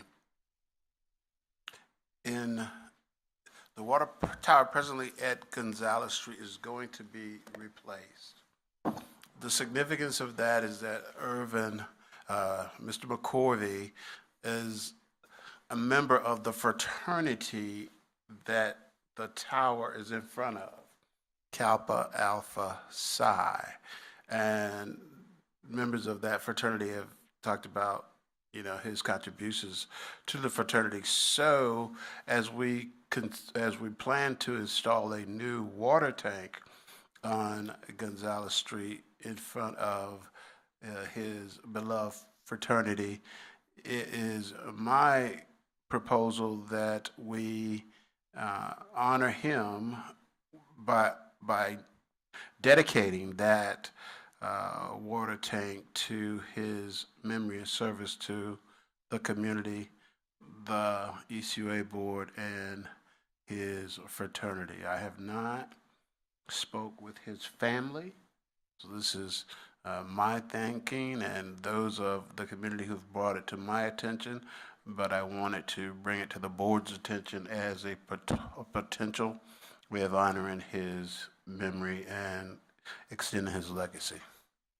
What a lovely thought. Anyone else? You're here. Yeah. So Okay. does that need to be I think that proposal? You have assent from the rest of the board that Mr. Woody? I would propose that we, if it would be your direction to staff to do that, I prepare a resolution for you all that kind of tries to summarize what Mr. Williams, and I'll pass a draft past you there. That way you'll have something to actually vote on, something to give us direction. Okay. Were you thinking like a plaque or something at the? Actually, at the actual facility, it would be in addition to a plaque, but it would be renamed. It would be named in honor of Irvin McCorvey, and so it would be something that would be permanent in front of that building, that those who rode by, particularly his family and other members of the community, they could know who it was and that it was done by ECUA on behalf of Mr. McCorvey. So whatever markers we could put in place that would be permanent would be what I'm asking for. Thank you. I think it's a lovely thought. I think it is too. Thank you for bringing that to us, Mr. Williams. Yes, Okay, we come now to board communications. Ms. Campbell? Well, I wanted to thank Mr. Perkins, and he's gone, but I wanted to thank Mr. Perkins for his hard work on Carpenter's Creek over the past few years.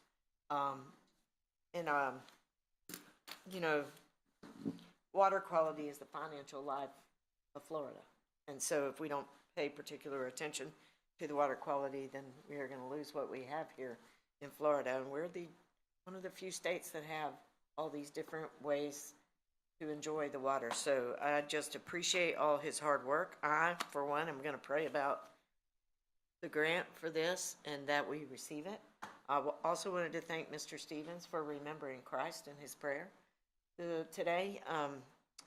I listened to a sermon, and I'm sorry, I'm going to get on my little sermon here, but I listened to a sermon this Sunday that said as leaders that we have an obligation to the people to not only be mindful that if we are Christians, and I am, that we have the opportunity that carries, but we also have an obligation to do right for the people and to give the glory where it belongs. So I thank you for remembering that in your prayer today.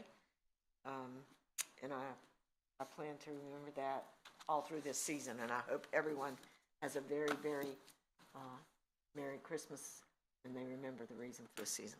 Thank you. Thank you, Ms. Campbell. Mr. Stevens? I just wanted to wish my fellow board members, ECUA staff, and your families a very Merry Christmas and Happy New Year. Thank you, Mr. Stevens. Mr. Williams? We would all be remiss if we didn't make those same comments. So on behalf of my family to yours and throughout District 3, we want to, and the board staff, as well as our constituents, we want to wish them the very best of this season. Merry Christmas. And, like I said, Happy New Year. We won't see you until next year. Wishing you all a happy, healthy, prosperous new year with lots of love and family. We are adjourned.